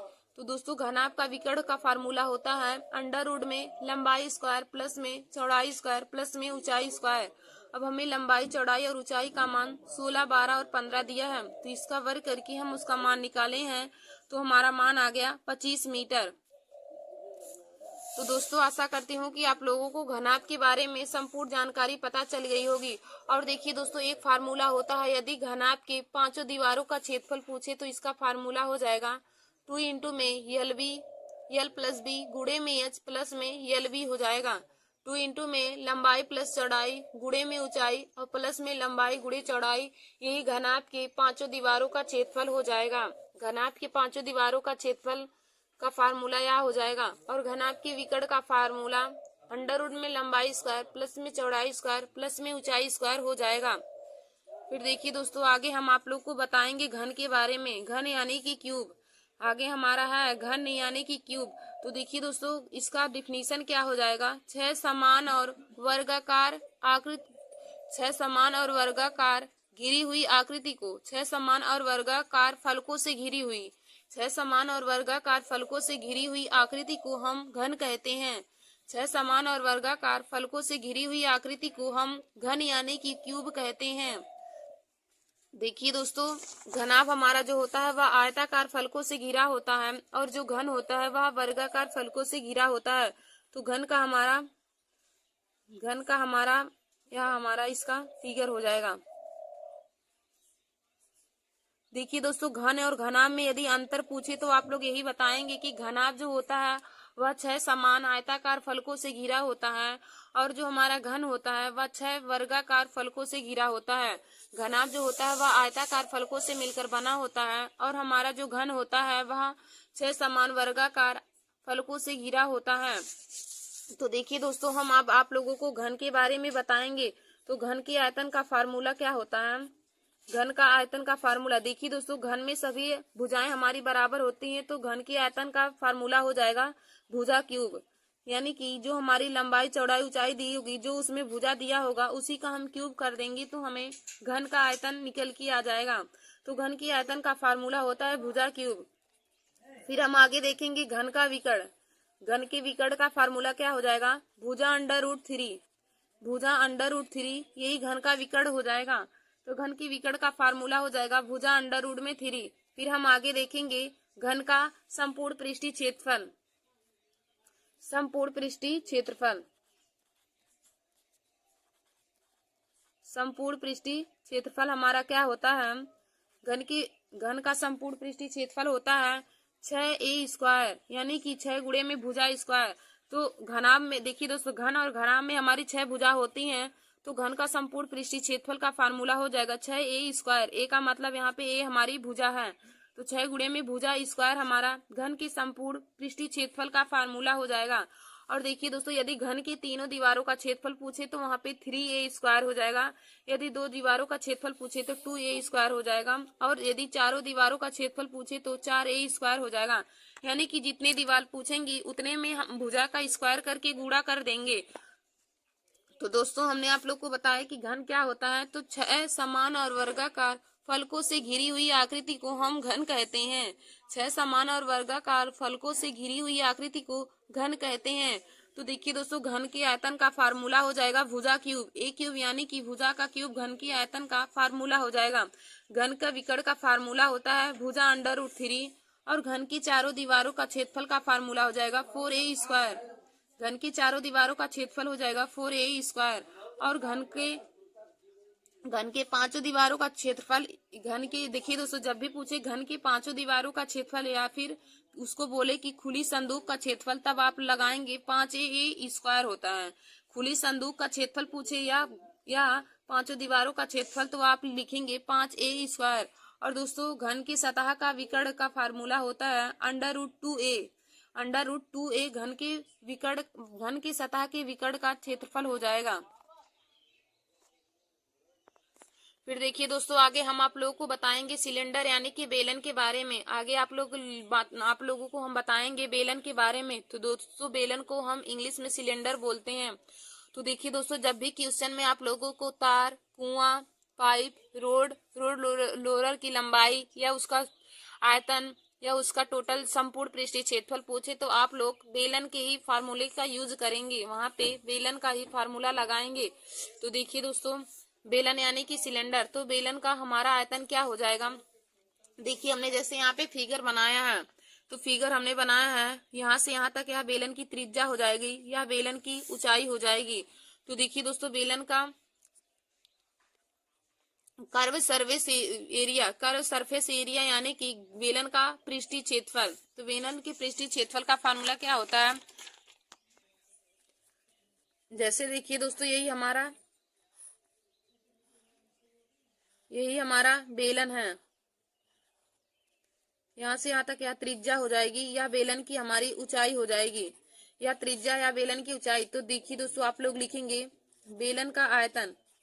बेलन की आयतन का फार्मूला क्या हो जाएगा, बेलन का आयतन का फार्मूला हो जाएगा हमारा πr²h। बेलन का आयतन का फार्मूला हो जाएगा πr²h। फिर देखिए दोस्तों, बेलन का वक्र पृष्ठीय क्षेत्रफल। बेलन का वक्र पृष्ठीय क्षेत्रफल, बेलन का वक्र पृष्ठीय क्षेत्रफल का फार्मूला क्या हो जाएगा 2πr(h). बेलन का वक्र पृष्ठीय क्षेत्रफल का फार्मूला हो जाएगा 2πr(h). और फिर हम आगे देखेंगे बेलन का संपूर्ण पृष्ठीय क्षेत्रफल।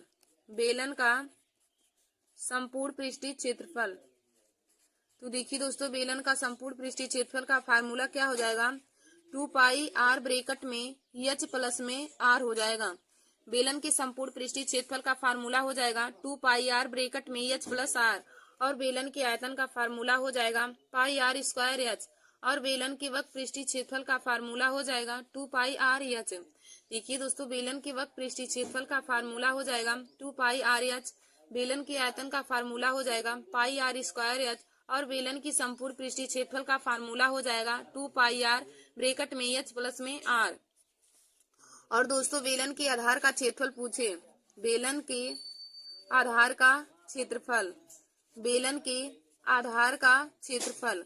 देखिए दोस्तों यह जो हमारा बेलन का आधार है यह एक वृत्ताकार है, बेलन का आधार है तो वृत्ताकार है, तो बेलन के आधार का क्षेत्रफल यानी कि वृत्त का क्षेत्रफल, तो वृत्त का क्षेत्रफल हमारा पाई आर स्क्वायर होता है, तो हमारा हो जाएगा पाई आर स्क्वायर। बेलन के आधार का क्षेत्रफल हो जाएगा पाई आर स्क्वायर, क्योंकि बेलन का जो आधार है वह वृत्ताकार है, तो बेलन के आधार का क्षेत्रफल हो जाएगा पाई आर स्क्वायर। देखिए दोस्तों पाई का मान होता है 22/7, या फिर हम यदि दशमलव में लिखें तो 3.14 होता है।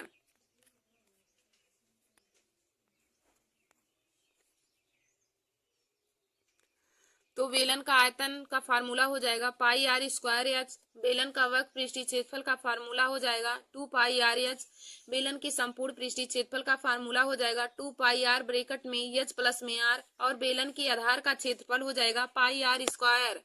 बेलन के आधार का क्षेत्रफल, तो बेलन का आधार हमारा वृत्ताकार है, तो बेलन के आधार का क्षेत्रफल हो जाएगा पाई आर स्क्वायर।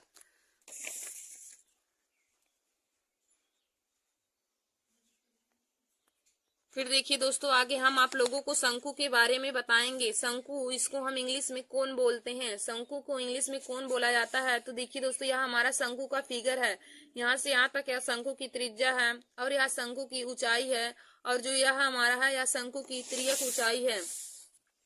तो आगे हम आप लोगों को शंकु के बारे में बताएंगे। तो हमारा यही जैसे शंकु है, शंकु, इसको हम इंग्लिश में कोन बोलते हैं। तो यही देखिए दोस्तों शंकु का हमारा फिगर है।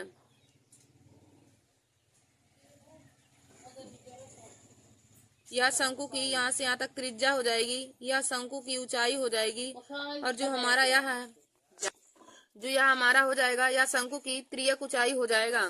तो देखिए दोस्तों शंकु का यह तिर्यक ऊंचाई हो जाएगा, यह ऊंचाई हो जाएगा, और यहाँ से यहाँ तक यह शंकु की त्रिज्या हो जाएगी। तो हम इससे संबंधित फार्मूला लिखेंगे, शंकु का आयतन बराबर, शंकु के आयतन का फार्मूला क्या होता है, शंकु का आयतन यानी कि वॉल्यूम। तो शंकु के आयतन का फार्मूला होता है 1/3 पाई आर स्क्वायर एच। शंकु के आयतन का फार्मूला हो जाएगा 1/3 पाई आर स्क्वायर एच। फिर हम आगे देखेंगे शंकु का वक्र पृष्ठीय क्षेत्रफल, शंकु का वक्र पृष्ठीय क्षेत्रफल यानी कि कर्व सरफेस एरिया। पृष्ठीय क्षेत्रफल को, वक्र पृष्ठीय क्षेत्रफल को हम कर्व सरफेस एरिया बोलते हैं। तो शंकु के वक्र पृष्ठीय क्षेत्रफल का फार्मूला हो जाएगा पाई आर यल। यल देखिए दोस्तों यह तिर्यक ऊंचाई होती है, आर त्रिज्या है, और पाई का मान होता है 22/7।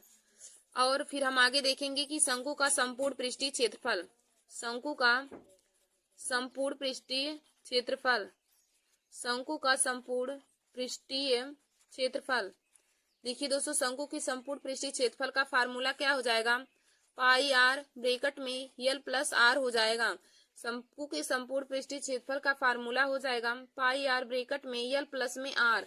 और देखिए दोस्तों शंकु की तिर्यक ऊंचाई यल बराबर क्या होता है फार्मूला, शंकु की तिर्यक ऊंचाई यल बराबर, शंकु की तिर्यक ऊंचाई, शंकु की तिर्यक ऊंचाई यल बराबर होता है √ में एच स्क्वायर प्लस में आर स्क्वायर। शंकु की तिर्यक ऊंचाई यल बराबर होता है √ में एच स्क्वायर प्लस में आर स्क्वायर। और दोस्तों यहाँ से यदि हम एच का मान निकालना चाहें तो एच बराबर हो जाएगा √ में यल स्क्वायर माइनस में आर स्क्वायर, और यदि आर का मान निकालना चाहे तो आर बराबर हो जाएगा √ में यल स्क्वायर माइनस में एच स्क्वायर। तो दोस्तों पक्षांतर करके आप तीनों का मान निकाल सकते हैं। जब हमें ऊंचाई और त्रिज्या दिया हो और त्रियक ऊंचाई पूछे तो शंकु की त्रियक ऊंचाई यल बराबर होता है √ में एच स्क्वायर प्लस में आर स्क्वायर, और शंकु की ऊंचाई एच बराबर होता है √ में यल स्क्वायर माइनस में आर स्क्वायर, और शंकु की त्रिज्या आर बराबर होता है √ में यल स्क्वायर माइनस में एच स्क्वायर। तो दोस्तों इस फार्मूले से आप तीनों का मान निकाल सकते हैं। हमने तीनों का फार्मूला भी बता दिया है। अब देखिए दोस्तों हमने आप लोग को शंकु के बारे में बताया, तो शंकु के आयतन का फार्मूला हो जाएगा 1/3 पाई आर स्क्वायर एच। शंकु के आयतन का फार्मूला हो जाएगा 1/3 पाई आर स्क्वायर एच। फिर शंकु के वक्र पृष्ठीय क्षेत्रफल क्या हो जाएगा, पाई आर यल। फिर देखिए दोस्तों अगला हमारा हमने आप लोग को बताया शंकु का संपूर्ण पृष्ठीय क्षेत्रफल। तो शंकु की संपूर्ण पृष्ठीय क्षेत्रफल का फार्मूला क्या हो जाएगा, पाई आर ब्रैकेट में यल प्लस में आर। शंकु की संपूर्ण पृष्ठीय क्षेत्रफल का फार्मूला हो जाएगा पाई आर ब्रैकेट में यल प्लस में आर। फिर हमने आप लोग को बताया कि शंकु की त्रियक ऊंचाई यल बराबर हमारा फार्मूला क्या होता है, अंडर रूट में एच स्क्वायर प्लस में आर स्क्वायर, और ऊंचाई एच बराबर हो जाएगा अंडर रूट में यल स्क्वायर माइनस में आर स्क्वायर, और शंकु की त्रिज्या आर बराबर हो जाएगा अंडर रूट में यल स्क्वायर माइनस में एच स्क्वायर। फिर दोस्तों हमारा अगला टॉपिक है आगे हमारा गोला यानी कि स्फीयर। गोला को हम इंग्लिश में स्फीयर बोलते हैं। तो देखिए दोस्तों गोला हमारा, हमने यहाँ पे फिगर बनाया, गोला या गोले की त्रिज्या है। तो गोले का टोटल सरफेस एरिया यानी कि संपूर्ण पृष्ठीय क्षेत्रफल क्या होता है, गोले की संपूर्ण पृष्ठीय क्षेत्रफल का फार्मूला होता है 4 पाई आर स्क्वायर। गोले की संपूर्ण पृष्ठीय क्षेत्रफल का फार्मूला होता है 4 पाई आर स्क्वायर। टीएसए का मतलब टोटल सरफेस एरिया। गोले की संपूर्ण पृष्ठीय क्षेत्रफल का फार्मूला हो जाएगा 4 पाई आर स्क्वायर। फिर दोस्तों देखिए हमारा अगला क्या है इसमें फार्मूला, वॉल्यूम यानी कि गोले का आयतन का फार्मूला हो जाएगा 4/3 पाई आर क्यूब। गोले के आयतन का फार्मूला हो जाएगा 4/3 पाई आर क्यूब। देखिए दोस्तों गोले की संपूर्ण पृष्ठीय क्षेत्रफल का फार्मूला होता है 4 पाई आर स्क्वायर, और गोले की आयतन का फार्मूला होता है 4/3 पाई आर क्यूब। गोले के आयतन का फार्मूला हो जाएगा 4/3 पाई आर क्यूब, और गोले की संपूर्ण पृष्ठीय क्षेत्रफल का फार्मूला हो जाएगा 4 पाई आर स्क्वायर। फिर दोस्तों आगे आप लोगों को अर्धगोला के बारे में बताएंगे। अर्धगोला यानी कि हेमी स्फीयर। अर्धगोला यानी कि हेमी स्फीयर। देखिए दोस्तों तो हमने यहाँ पे फिगर अर्धगोले का बनाया है जिसकी त्रिज्या आर है।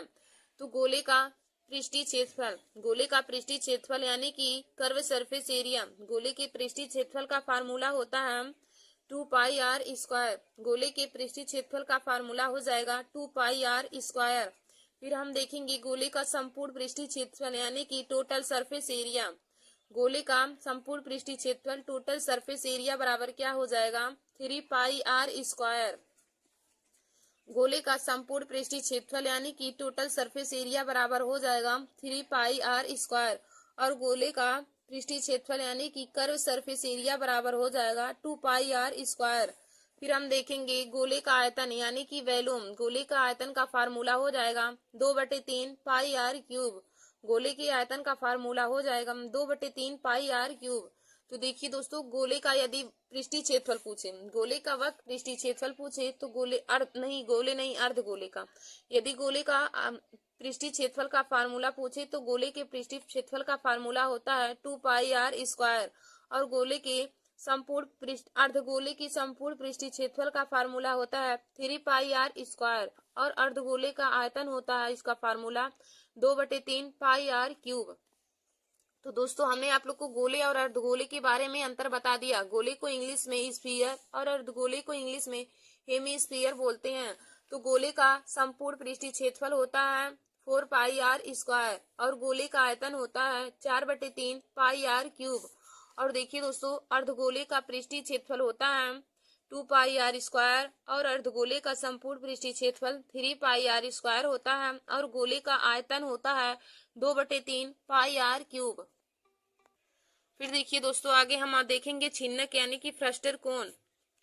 छिन्नक देखिए दोस्तों यही छिन्नक का हमारा यही आकृति होता है, छिन्नक की आकृति यही होती है।